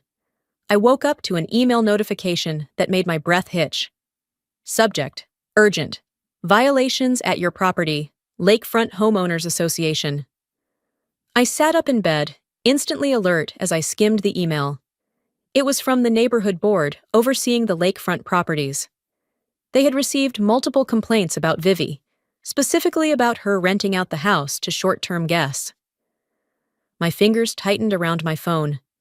Apparently, Vivi had turned my lake house into an Airbnb listing. The email detailed how there had been excessive noise complaints, parties stretching into the early morning, and an incident where a guest nearly started a fire on the back deck. The board was considering legal action against Vivi for violating the homeowner agreement. For the first time in weeks, I felt something like vindication. I wasn't the only one fed up with Vivi. I wasn't crazy. She had finally pushed too far, and now there were real consequences. I swung my legs over the bed, already typing a response. I'd be at their next meeting. This was my chance to take control back. Walking into the Lakefront Homeowners Association meeting later that day, I braced myself. The conference room was filled with stern-looking board members and a handful of concerned neighbors. Some looked tired, others downright angry. I was barely seated before an older man, Mr. Parker, stood up, his weathered hands gripping a folder. Miss Laurent, I assume you're here about the situation with your sister? I nodded. I just read the complaints. I had no idea she was renting the house out. Another board member scoffed. Well, she sure knew, and she's been making a killing off it. Guests in and out every weekend. It's turned into a damn hotel. Murmurs of agreement filled the room. Mr. Parker slid a paper toward me. Here's proof. An active Airbnb listing under the name Vivi's Haven. I grabbed the sheet, bile rising in my throat as I read through it. Vivi had been profiting off my home. And the worst part? She had 5-star reviews. Such a charming lakeside escape. Vivi is an amazing host.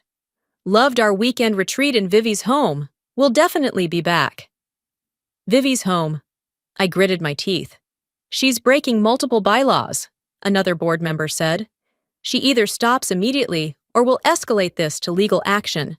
I forced a steady breath. I'll handle it. I'll make sure she stops. A part of me felt relief. This was the first real threat against Vivi that didn't come from me.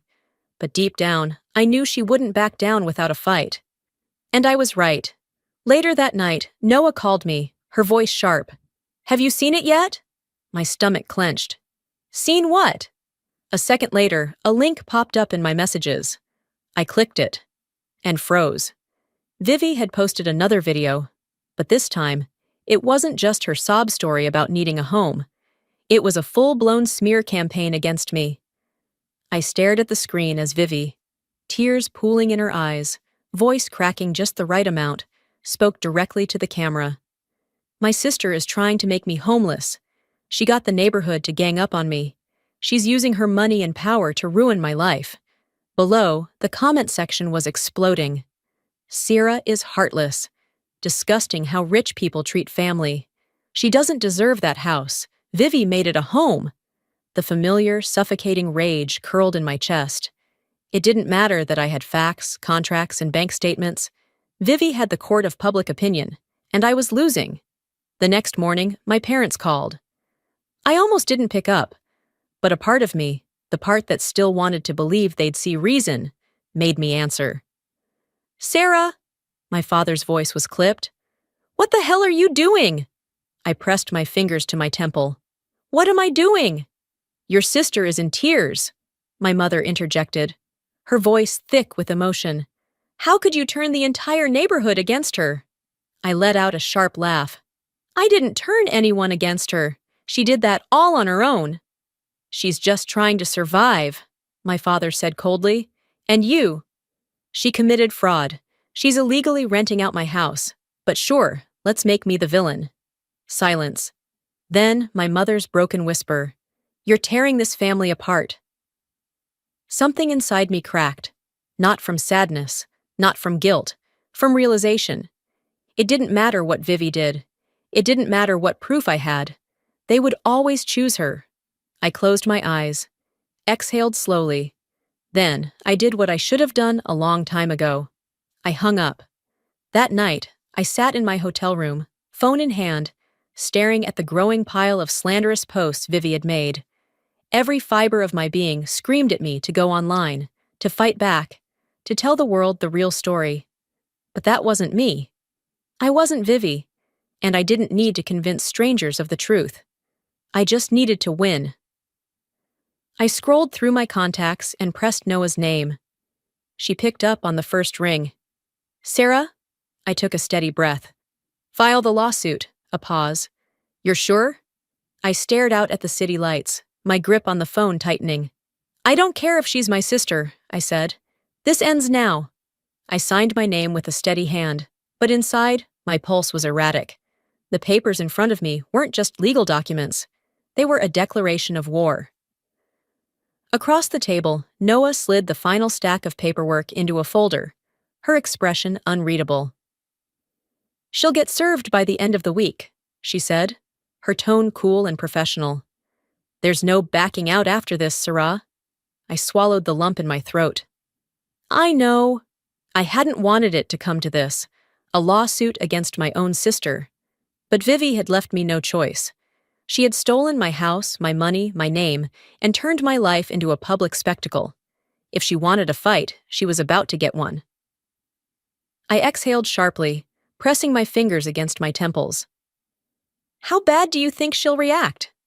Noah leaned back in her chair, tapping her pen against the desk. Knowing Vivi? A dry smile flickered across her lips, like a cornered animal. And she was right. Because the moment Vivi received the lawsuit, she went nuclear. My phone wouldn't stop ringing.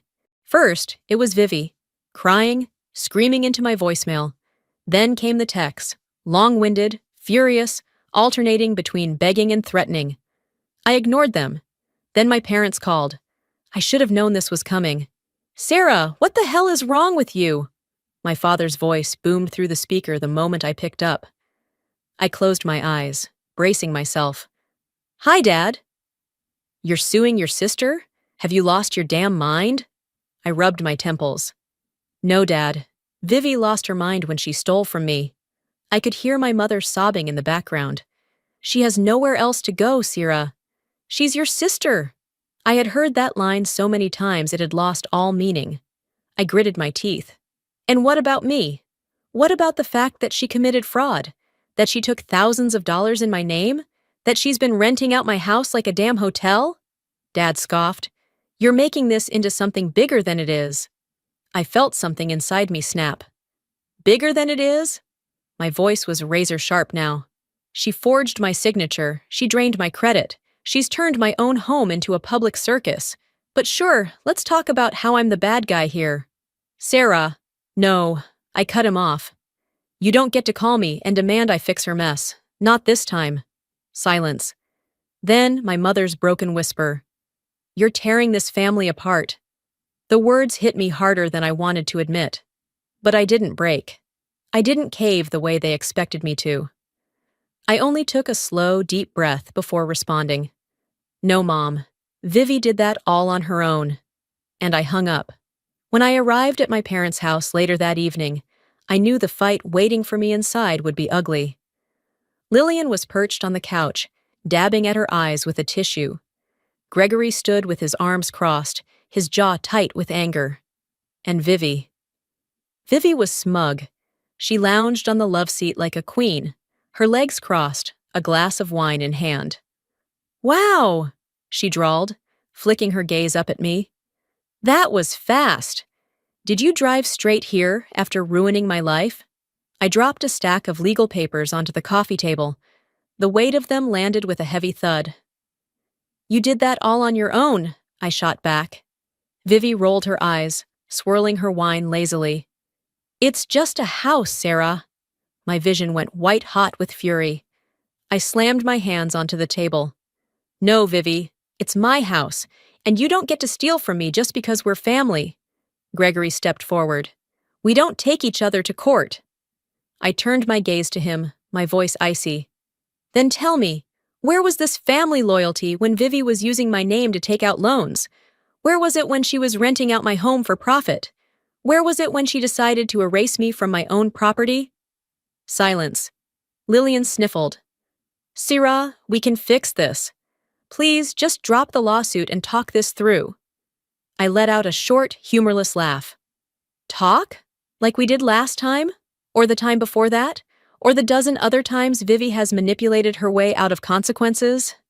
Vivi huffed, setting down her wine glass. Oh my God, you're so dramatic. I turned to her. And you're a thief. The room felt like it was splitting apart, tension thick enough to choke on. Gregory ran a hand over his face. For God's sake, Sarah! She's your sister! I shook my head slowly. She's just a liar! The words hung in the air, heavy and irreversible. For the first time, Vivi's smirk wavered. But just as quickly, she covered it with a cold smile. You think you've won? She murmured. A chill slithered down my spine. Vivi reached into her bag, pulled out her phone, and tapped the screen. Then her gaze locked onto mine. I've got one last move to play. A sharp, panicked sensation curled in my stomach. What the hell does that mean? I demanded. She just grinned. And then, before I could react, she pressed dial. Hey, yeah, she said, her voice saccharine sweet. Get the cameras ready. We're taking this public. A cold dread settled into my bones. Because whatever she was about to do, it was going to make everything worse. My phone wouldn't stop buzzing. It vibrated against my nightstand, a relentless, shrill demand for attention. Bleary-eyed, I grabbed it, my stomach tightening at the sheer number of missed calls and unread messages. Noah, my assistant, clients, even old college friends I hadn't spoken to in years. Something was wrong. I pulled up my notifications, my heart pounding, as I read the first text from Noah. Turn on the news, now. A sickening sense of déjà vu crept over me as I fumbled for the remote, switching the TV on. The screen flickered to life, and there she was. Vivi. Sitting in my house, on my couch, wearing a perfectly curated expression of devastation. A news ticker scrolled across the bottom. Sister's betrayal. Local woman faces eviction at the hands of wealthy investor sibling. I watched in stunned silence as the camera zoomed in on Vivi, her lips trembling as she blinked back tears. I just wanted a home, she whispered, voice thick with emotion. I lost everything after my divorce, and now my own sister, my own flesh and blood, is trying to throw me out on the street just because she can. I gripped the edge of the nightstand so hard my knuckles turned white. She wasn't just lying, she was performing. The interviewer, a woman with a sympathetic frown, leaned in. So you're saying Sarah Laurent, the well-known real estate investor, wants to take away your home, while she lives comfortably in Los Angeles? Vivi nodded, sniffling. She doesn't need it. She never even cared about it until I made it a home. The rage that filled me was blinding. I barely heard the rest of the segment as it cut to B-roll footage. Shots of the lake house, Vivi's haven, the cozy decor she had installed, contrasted against a headshot of me in a sharp business suit, looking every bit the cold, ruthless landlord she was painting me as. Then came the social media wildfire. Justice for Vivi was already trending. The comments were pouring in. Sarah Laurent is disgusting. How greedy do you have to be to evict your own sister? She's just a rich BXXX who only cares about money. I felt the damage happening in real time. My business email flooded with angry messages. My company's Yelp and Google reviews tanked overnight. Clients, actual long-term clients, were messaging me, asking if the rumors were true. Vivi hadn't just turned our family against me. She had turned the world against me. And the worst part? It was working. Hours later, I sat in my office downtown, my hands curled into fists on Noah's desk. This is defamation, I hissed. We can sue her for this. Noah leaned back in her chair, rubbing her temples. Technically, she's not saying anything that can be proven false. It's all manipulated, but not outright slander. I let out a frustrated breath. So what do we do? Noah didn't answer right away. Instead, she reached into her drawer and pulled out a manila envelope. I frowned. What's that? She slid it across the desk. Something you're going to enjoy. I opened it, scanning the first few pages. My brows knitted together. A private investigator report. And then, I saw the name that made me go still. Theo, Vivi's ex. I read through the file, my stomach twisting with every new revelation. Theo hadn't just been crashing at the house occasionally. He had been stealing from it. Expensive items, antiques, electronics, furniture. And worst of all, he had been selling them behind Vivi's back. A sharp, humorless laugh escaped me. She's getting scammed by her own scammer. Noah smirked. Karma's a BXXX. I set the file down, inhaling deeply. She doesn't know yet, does she? Nope. Noah leaned forward. And when she does, she's going to self-destruct. The shift in power was almost tangible. For the first time in this entire nightmare, I had leverage. I had the truth, and I was going to use it. That evening, Vivi got served, a formal court order to vacate the premises within 30 days. Along with it, I sent an anonymous email with every shred of evidence about Theo's scam. I pictured her opening it, reading those words, realizing she was about to lose everything. It should have felt satisfying, but instead, all I felt was cold resolve. Because Vivi was too stubborn to back down. She was going to fight to the bitter end. And I was ready. 2 days later, Vivi stormed into the house, slamming the door behind her. "Theo!" she snarled. He barely looked up from where he sat on the couch, scrolling through his phone. She threw the printed evidence at him. "What the hell is this?" Theo glanced at the papers lazily. "Huh, guess you found out." Vivi's breath hitched. You've been stealing from me?" Theo grinned, standing up. "From you?" He let out a cruel chuckle. "No, sweetheart. I was stealing from Sarah, but you were too dumb to notice." Her face twisted in fury. "You used me." Theo leaned in close, smirking. "And you used your sister." Vivi slapped him. Theo barely flinched. He just laughed. "Enjoy the rest of your 30 days, babe." Then he walked out, leaving Vivi alone in the wreckage of her own making. But she wasn't done. She wasn't going to go down quietly. And I should have known that. I was finishing up work when I got a text. From Vivi. Just 2 words. "You win." I frowned, my fingers hesitating over my phone. It was too easy. Vivi never admitted defeat. Then another notification. This time, a social media post. I clicked on it, my stomach plummeting as I read her words. "If I can't have the house, neither can she." My blood turned ice cold. I grabbed my coat and ran for the door. Because whatever Vivi was about to do next, it wasn't just reckless, it was dangerous. My phone rang, slicing through the silence like a blade. Noah's name flashed on the screen. The moment I answered, her voice came through sharp and urgent. "Sarah, turn on the news! Now!" Dread curled in my stomach as I grabbed the remote and flipped through channels. And then, I saw it. A live broadcast. My lake house. And Vivi. She stood outside, framed by the early morning sun, her hair styled to perfection, her face set in an expression of false vulnerability. A cluster of reporters surrounded her, cameras rolling. She was holding a press conference. A press conference. About my house. I sat frozen as Vivi smiled at the cameras, her voice gentle yet commanding. "I just want to thank everyone for their support. Today, I'm here to clear the air and put an end to all these lies." A murmur rippled through the crowd. One reporter stepped forward. "So you're saying you legally own this house?" Vivi nodded, pressing a hand to her heart as if this were some emotional moment for her. "Yes. There's been so much misinformation, but let me be clear. This home was given to me. It's mine." I shot to my feet.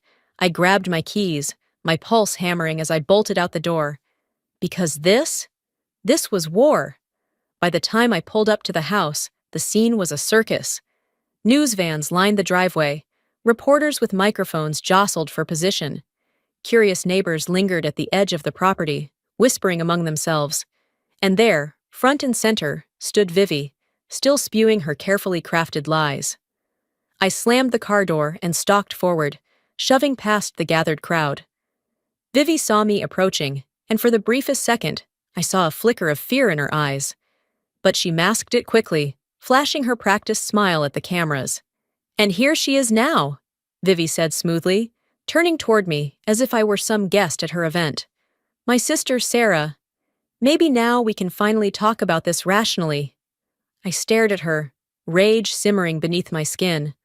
"Are you seriously doing this?" She tilted her head. "Doing what? Defending my home?" I exhaled sharply, forcing myself to stay calm. "Vivi, this isn't your house." She let out a breathy laugh. "That's not what the public thinks. And honestly, Sarah, after everything you've done..." Before she could finish, a man in a suit stepped into view. The murmurs in the crowd hushed instantly. A legal representative from the court. Vivi stiffened. The man cleared his throat, then held up an official envelope. "Miss Vivi Laurent, you are being served with a formal eviction notice, effective immediately." A collective gasp rippled through the press. Cameras flashed.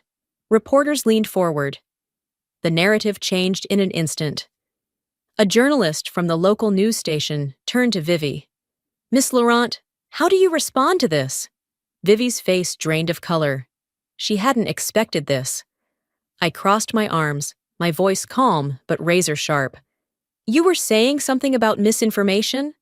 Her jaw clenched. You set me up. I raised an eyebrow. You set yourself up. Vivi turned wildly toward the cameras, her smile brittle. This is just a misunderstanding. I was promised this house. Another journalist spoke up. By whom? Vivi faltered. For the first time, she had no answer. And just like that, the entire illusion she had built started to crack. A commotion near the back of the crowd made me turn. Gregory and Lillian were arriving, pushing through the sea of people. I folded my arms, waiting. My mother's eyes were already glassy with tears, her hands clasped tightly together as she took in the scene. The reporters, the eviction notice, the absolute spectacle Vivi had created. Gregory's expression was unreadable, but the way his jaw tensed told me everything. They had seen the truth now. There was no hiding it. Vivi turned to them, desperation creeping into her voice. Mom, Dad, say something! You know this house was supposed to be mine. Lillian opened her mouth, but no words came. Gregory only sighed, rubbing a hand over his face. For the first time in our entire lives, they had no defense for her. Vivi's face crumbled. Her last lifeline had just snapped. The press conference fell apart after that. Reporters started shifting their focus. Questions turned harsher. The narrative had flipped. Miss Laurent, what about the fraudulent loan taken in your sister's name? Were you aware of the illegal Airbnb operation? What about the forged renovation contracts? Vivi backed away, her breath coming in short, panicked bursts. She turned to our parents one last time. Please, she whispered. But Gregory just looked away. Lillian wiped her tears. And that was it. She had no allies left. With one final, furious glare at me, Vivi shoved past the cameras and stormed off, her heels clicking against the pavement as she disappeared down the street. The crowd slowly began to disperse. The cameras lowered. And for the first time in months, I felt like I could breathe again. I lingered outside the house as the last news van pulled away. The air felt different now. Lighter. Mine again. Noah's voice came through my phone as I picked up her call. Well, she said, amusement in her tone. That went well. I let out a slow breath. Yeah. But even as I said it, I knew, deep down, this wasn't over yet. Vivi had lost everything. And people like her? They never go down quietly. I collapsed onto the stiff mattress of my hotel bed, staring at the ceiling as exhaustion seeped into my bones. The press conference had ended hours ago, but the fallout was far from over. My phone sat on the nightstand, still buzzing relentlessly. Texts, emails, notifications that I couldn't bring myself to check. I already knew what they would say. Some messages would be from friends and colleagues, offering their congratulations, saying, "You finally got justice." Others, probably hundreds of them, would be filled with vitriol. Strangers on the internet calling me heartless, greedy, a soulless businesswoman who destroyed her own family for profit. I should have felt relieved, but instead, I just felt hollow, because no matter how this ended, there was no winning here. Vivi had lost, but I had lost too. The final court hearing was scheduled for the next morning, and I barely slept before it.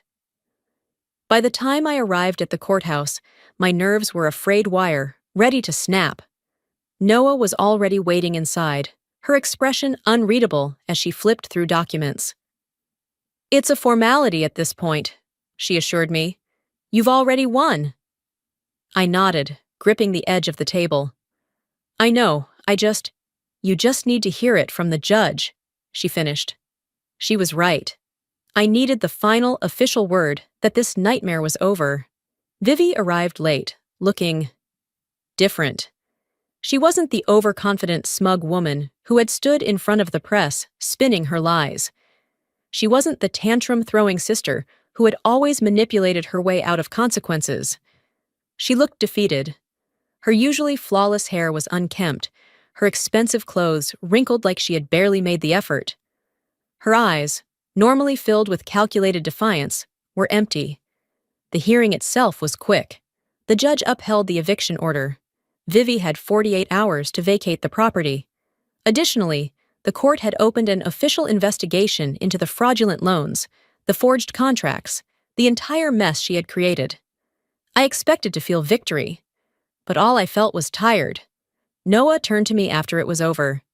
"It's done," she said. "She can't fight this anymore." I nodded. "Yeah, it's done." But then why did I still feel like there was something unfinished? I returned to the lake house later that afternoon. Vivi was already there, packing her things. For the first time in a long time, we were alone. She barely looked up as I stepped inside, shoving clothes into a suitcase, her movements sharp and furious. I watched her for a long moment before finally speaking. "You're really leaving then?" She laughed bitterly. "What else am I supposed to do?" A part of me expected her to argue, to lash out. But she just kept packing. And somehow that made it feel worse. She zipped up her suitcase and turned to face me, arms crossed. "I bet you're happy now." I shook my head. "No, Vivi, I'm not." She scoffed, rolling her eyes. "Right, because this was so hard for you." I exhaled slowly. "I just want my life back." For the first time, she didn't have a snarky reply. She just looked at me. And for a fleeting second, I saw something I hadn't seen in years. The sister I used to know. But it was gone in an instant. Vivi shook her head, grabbing her bags. "Doesn't matter, it's over." She walked past me without another word. Outside, my parents were waiting. Gregory and Lillian stood near the driveway, nervous, hesitant, their hands clasped together, as if they didn't know whether to comfort Vivi or confront me. For the first time, they were forced to see Vivi for who she really was. But it was too late. Lillian stepped forward first, her voice soft.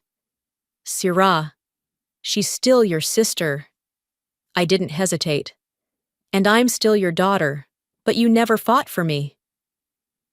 The words landed hard, and for the first time in my life, they had no response. Gregory opened his mouth, then closed it. Lillian looked away. And I realized something.